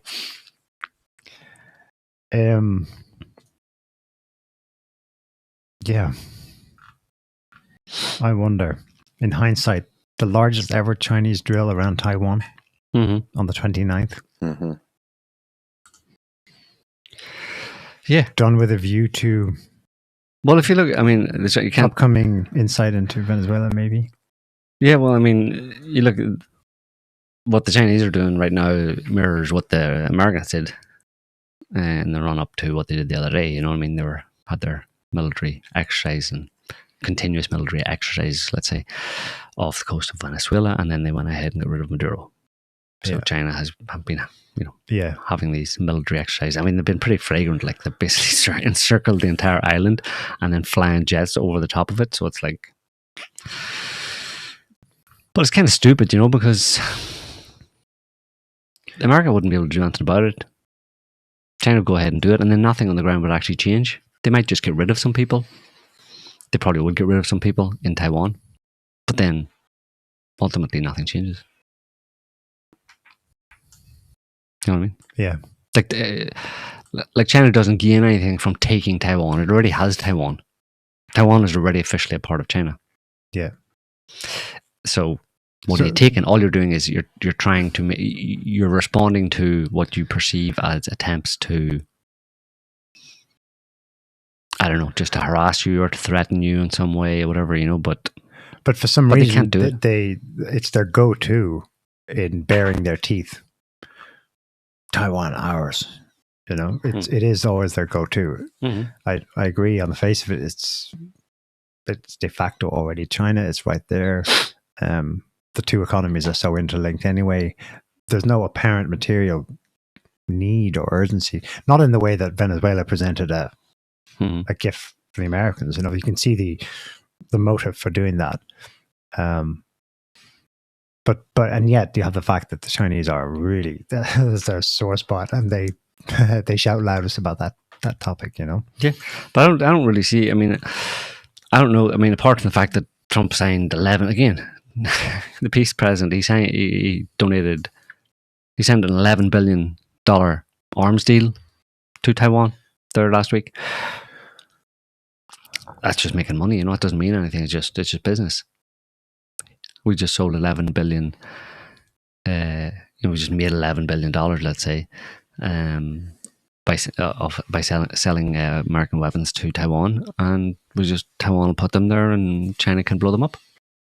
And then we'll sell Taiwan some more. Awesome.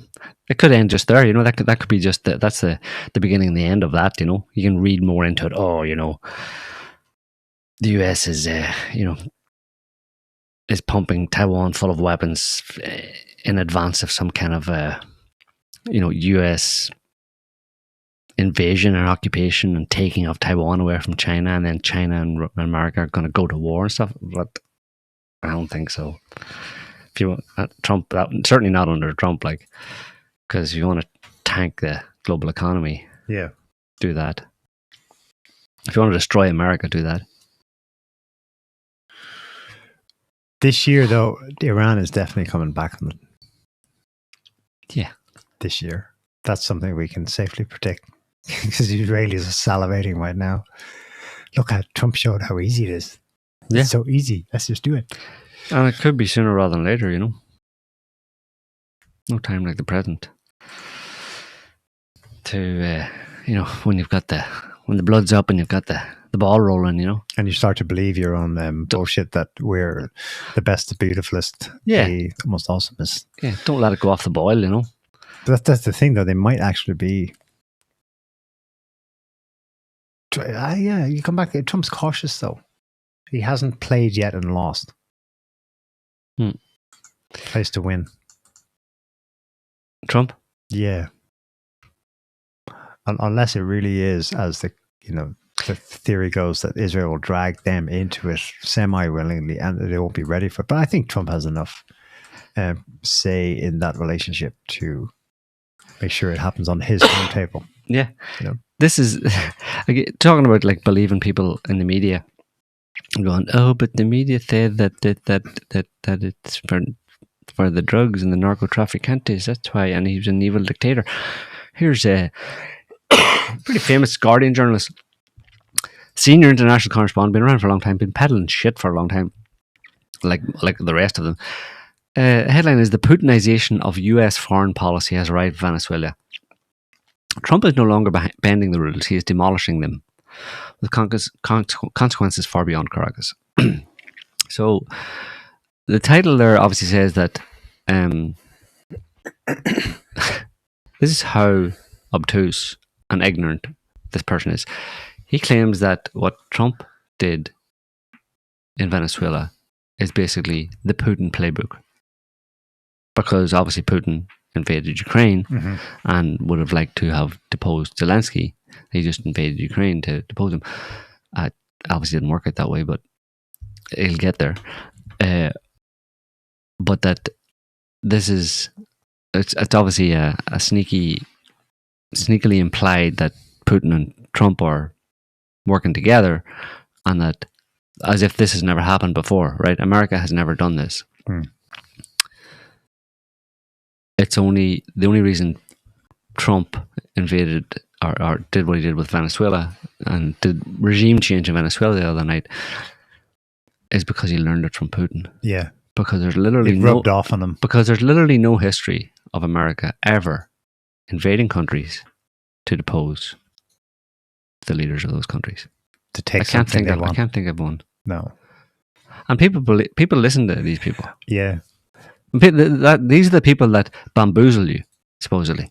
These are people that bamboozle people who momentarily go, yeah, I'm pretty sure that was for the oil.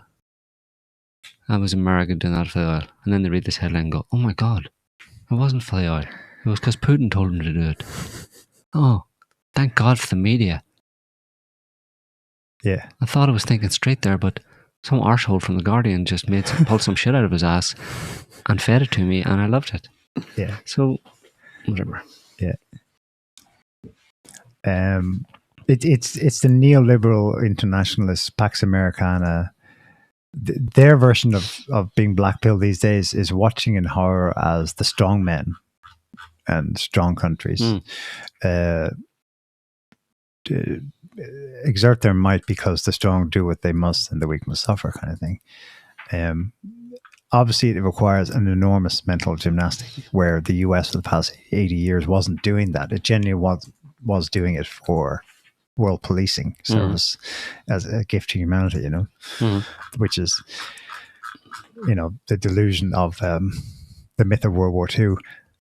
So they're seeing, they're like us, they're seeing things change, but their interpretation of it is... It's up the left. Yeah. Just look at the front page of the Telegraph here. Got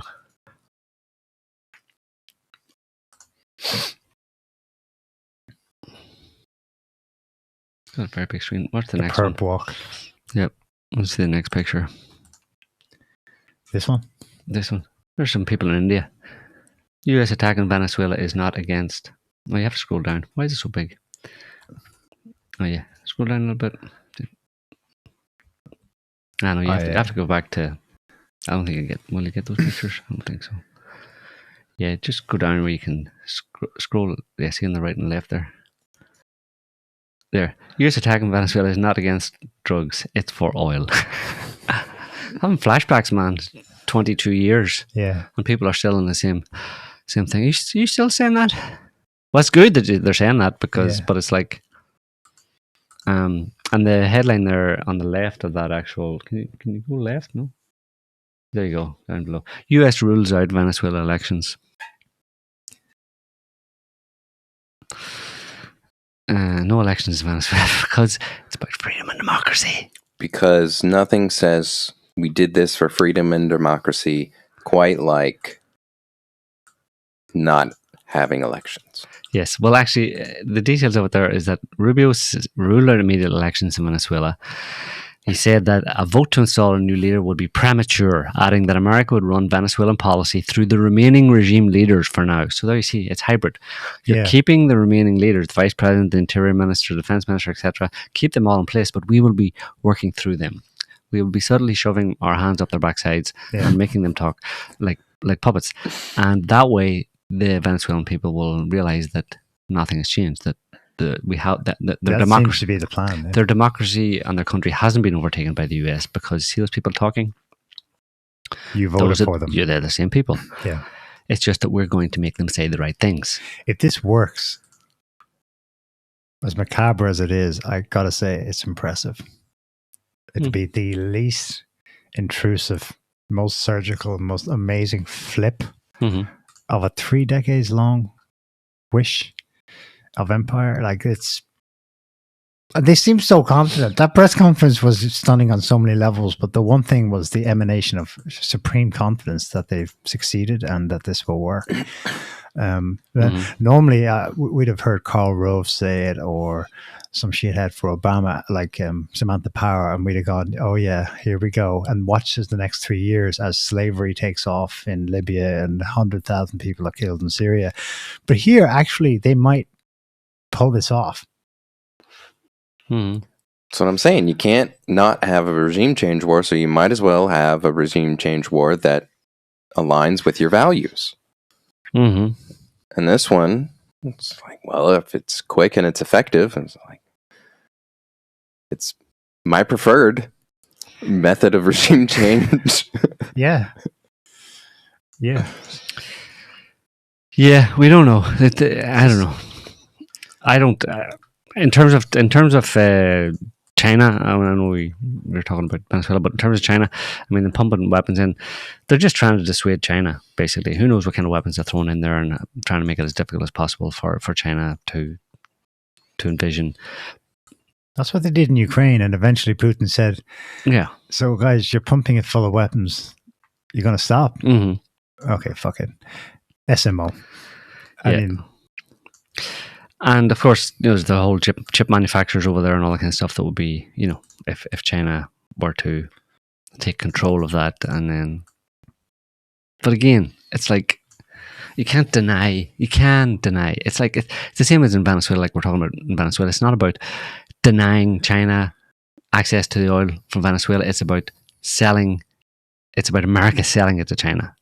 And Trump says no. If they want the oil, we'll be giving them the oil. It's just that we'll be giving them the oil, not the Venezuelans. Yeah. And that implies leverage. Yeah. Because you're not going to not sell them the oil, but there's the implication that if you want us to keep selling you that oil, then you need to our terms. You need to just play nice on other things when we talk about other areas. Yeah. So it's about leverage. It's about having leverage. Yeah. Not necessarily using it, because when you have leverage, you don't need to use the leverage. The other person knows you have leverage, and then they play along. Yeah. So everybody's trying to gain leverage over everybody else without actually allowing it to spiral out into some kind of open conflict or some kind of economic foobar. They all want to prevent that, but they all want to amass or acquire as much leverage as possible over each other, so that the implication is, look, let's not fight about this. You know how it is. I have all this stuff that you want, and you have stuff that I want. Let's work it out. But who's got the most? Do I have more stuff than you want than the stuff that you have that I want? It's some bullshit game. Not even game theory. It's a great game. Economics. It's a great game. And it's always been that way. They really do see it as a game of risk. But there are crazies. Yeah. Who could break something. Who could push something over the edge and cause somebody to act precipitously, and then it could spiral out of control. Who knows? There are people who just love the chaos. Yes. I saw agents someone of chaos flesh out a kind of sound analysis yesterday, musing that, okay, so the US gets Venezuela, Russia gets Ukraine, China gets Taiwan, and we bounced it back and forth, and I said, well, what does that mean for the Middle East? Well, it's a shared, everyone gets, right? It's cooperative, which sounds nice. We all live happily ever after. It is a multipolar world after all. That's what's developing, right? What about Israel, though? What about the other? Do they accept that the US is becoming distant? In this guy's theory that I read, he's like, the US, he said what you've been saying for 2 years, the US is clearly reining in its horns and drawing back on the global scale of its reach, because it can't afford it, and it can't compete. Russia and China and others are just... Okay, cool. All things being equal, that is structurally where it's going, behind all the noise and fury. But Israel can't allow that. Israel can't have it. There's a strong interest against that happily ever after, or that new equilibrium. I don't know if they manage to remake the Middle East in Israel's image, get rid of Iran, and this is the question. Suppress all the rest. Then Israel gets to dominate the Middle East, which is a very important region, and Israel does dominate it to a large extent. Anyway, through their spy network, and they're the only nuclear power in the Middle East, let's say, in that smaller geographic region. So they're a big player, and they would be the top dog in the Middle East, and that's and they would also never let go of America's balls, which they have in a vice-like clamp going back a good 60 years. Do they accept a world in which the US is no longer the hegemon, though? Why not? Because if it's just one of three tripartite powers, but they'll be making deals with it. They'll be grabbing the balls of the others. They've got 3 hands, Israel. Here's the question. This is the unknown. They'll have 3 sets of balls. We live in the post 9/11 world, right? Where that infamous moment where Wesley Clark goes into the Pentagon and someone hands him a list. It's a list of 7 countries. The last one on the list is the last one to do. It's Iran. What happens after the list is fulfilled? This is what I want to know. Does Israel go, eternal peace? Done. It's a serious bet because you mentioned you want to hedge because like you don't know that's the end of it. And what they're capable of. They ethnically cleanse Gaza and the West Bank, presumably by then, and conquer / do a puppet thing in regime change in Iran, and we're done. Yeah, that's the theoretical premise, but you've got 80 years of evidence that says they won't stop. But what more do they want? Stop. Global domination. Yeah, to become the hegemon. Yeah. I know it's bonkers. It's so opposite to reality. If reality itself is objectively, structurally shifting towards at least 3 poles, tripartite world, you called it. At the death, the craziest of the crazies are thinking, "Watch this," and they become the hegemon. I know it sounds mad when I actually flesh it out for myself because I remind myself they're so few in number. They're small, like. Mm-hmm. 20 million worldwide or something tiny. It sounds bonkers, but they pulled off incredible feats for such a small group of people. Anyway, that's to be seen. I'm like, this is where I'm glad we've got action already this year because it's like, okay, do the next one. Come on, just let's get it over. I want to see what happens after where we can't see anymore. Everyone knows about Taiwan and Ukraine and regime changing Iran. It's the what then? Peace and prosperity. Peace and prosperity. Peace reigns on earth. Yeah. I can't imagine it. Yeah, because at least right now you have, for example, after the Bondi Beach incident and the Australians working together with Palantir to basically recreate Australia and Gaza's image. Like the other side of what happens when Iran's gone looks like hell. But that's coming anyway, no? Well, that's the advance of technology, You're talking about Palantir and AI and all that kind of stuff. Everybody thinks that's awesome. Well, I don't, but like a lot of people think the whole robots and AI and mass surveillance and all that kind of stuff. It's all good. I don't know. Who knows where the whole thing's going? It's kind of like life carries on, I'm waiting for something to happen where life doesn't carry on. Some kind of big. Well, yeah, because otherwise, I'm interested to see because a lot of people think, things are bad and all that kind of stuff, but at the same time, they just carry on their lives. Okay, people's lives aren't as good as they were maybe 10, 20, 30 years ago, back in the 70s or 80s. People tend to be nostalgic about that and stuff, and things were easier and all that kind of stuff. And yeah, we have wars, a lot of wars recently. It all started really 25 years ago, But then, I mean, it's all relative. I don't know. I don't know what it was like. What did people during the Second World War think? You know what I mean? Do they think things are really bad in the world these days? Look at the state of the world, whole world is at war with each other, First, Second World War, people. How far do you go back to say that it wasn't like this before? How far do you have to? How far do you have to go back? Where you can see an era of peace and prosperity and plenty for all, and everybody being happy, and there never being any conflicts, any wars. So it's hard to judge that, but I think, I don't know, it depends on the person. You can't generalize. There's too many people on the planet. Yeah, they're too varied. A lot of people have very normal lives. Let's say they don't spend much time on the internet. They're not bothered with, that kind of bullshit. And they're not affected by anything that's going on in the world, They go to a job that, maybe the same job that their father went to, you know what I mean? They're, my father was a bricklayer. I'm a bricklayer. Until a heavily globalized and thus with power heavily centralized world goes lockdowns.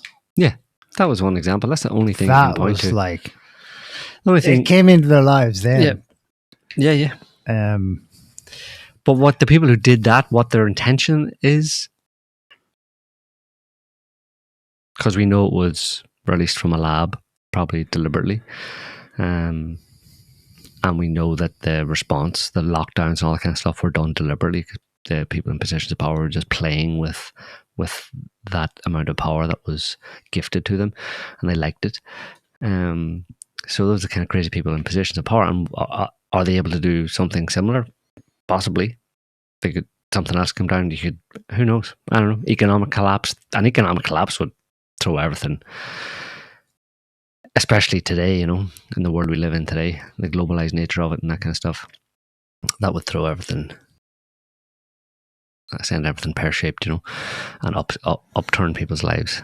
But that's all crystal ball stuff. We don't know if any of that's going to happen.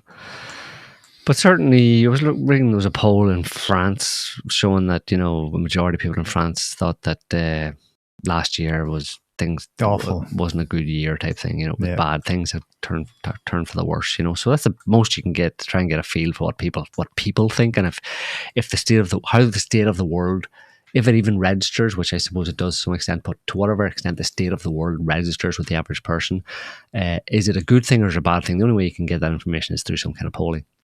Yeah. Because your own perspective on it, especially ours, looking at it all the time, is like we're biased, I think the main take in the West you would get, or the most frequently cited would be, I go out in my city, it may be my home city, it may be my new one, and I don't recognize it anymore. It has changed. It has changed. The demographics have changed so completely. Yep. And with it comes fear. Who are these people? Helped along by 20 years of terrorism. For sure. Despondency, demoralization when you try to say something about it. It festers in your head. I think the despondency and the demoralization is what's changed. But the material comforts, yes, definitely we're on a better run. But spiritually, it's like sucking the soul out of so much. Something seriously dodgy just happened in Berlin. There was a power outage, not over a large area of the city, but still 50,000 homes without power. This was on Friday, I think. They're now saying it was arson.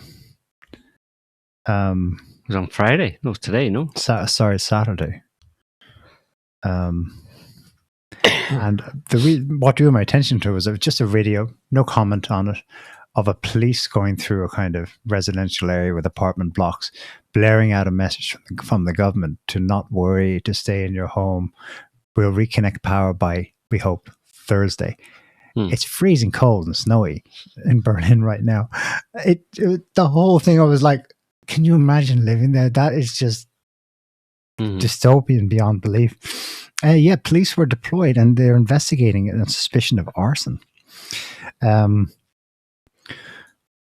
in this Guardian write-up about it, last two paragraphs, Saturday's power outage in Berlin was worse than the one in September, when tens of thousands were also left without power in Berlin after a fire hit electricity pylons. Police also suspected arson in that case. And an unnamed anarchist group claimed responsibility online for starting the blaze. Final paragraph. Germany has been on high alert for sabotage activities directed at its infrastructure, including from foreign actors such as Russia. By Putin. So then I'm like, oh, geez, well, surely they've investigated since then. I did a quick search before the show. I found someone on Medium a German tried to make an effort he couldn't find any arrests, charge sheets, Convictions, trials, nada. He just writes in early September what was until then Germany's largest ever power attack. It's just been superseded yesterday. Also hit Berlin and left Berlin in the dark for 60 hours. That was the blackouts. Parts of Berlin, I'm sure. Yeah, that blackout was the city's longest, in 25 years, and began on September 9th. Interesting date. The incident stemmed, the September one, from a deliberate arson attack on a critical power infrastructure, now being investigated as a politically motivated act of sabotage. Politically motivated. That kind of shit that's going on, that clearly smacks of being organized. The Bild speculated yesterday that this leftist group calls itself the Vulcan Group. It's a far left anarchist group that may have been responsible. It has to guess because no one ever caught. May have been responsible for shutting power to a Tesla factory in 2024. There was a fire in a Dutch church. It seems like literal gaslighting using the grid of people. That's what it's. Maybe. I'll jump the gun there. That's what smacks up to me. To the list of churches in Europe that have been set on fire, another one January 2nd, a couple of days ago. One in Amsterdam, basically. Burned to the ground. Not burned to the ground, the steeple burned. Steeple roof. Steeple on the roof, yeah. Very dodgy. They immigrants, suggested it was fireworks. People, people who live on the street said, no, we didn't see any. Didn't hear anything either. No. So it just gets added to the long list over the past 5 or 6 years of churches that have mysteriously burned. Catholic churches in particular. Spontaneously combusted. Spontaneously burned by some peoples unknown, just for the lols. Anyway, I think we'll leave it there. No? Yeah. For this week. Yes. Can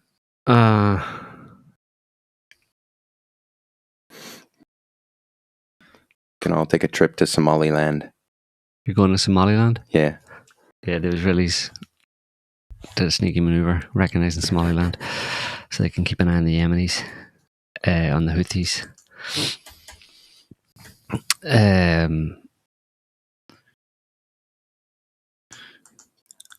Why do cows wear bells? Because our horns don't work. So didn't even wait for it. The delivery was. We'll leave it there for this week, folks. We hope you enjoyed the show. We'll be back next week with another show on whatever has been happening between now and then. So until then, have a good week. See you. Bye, all. Sayonara.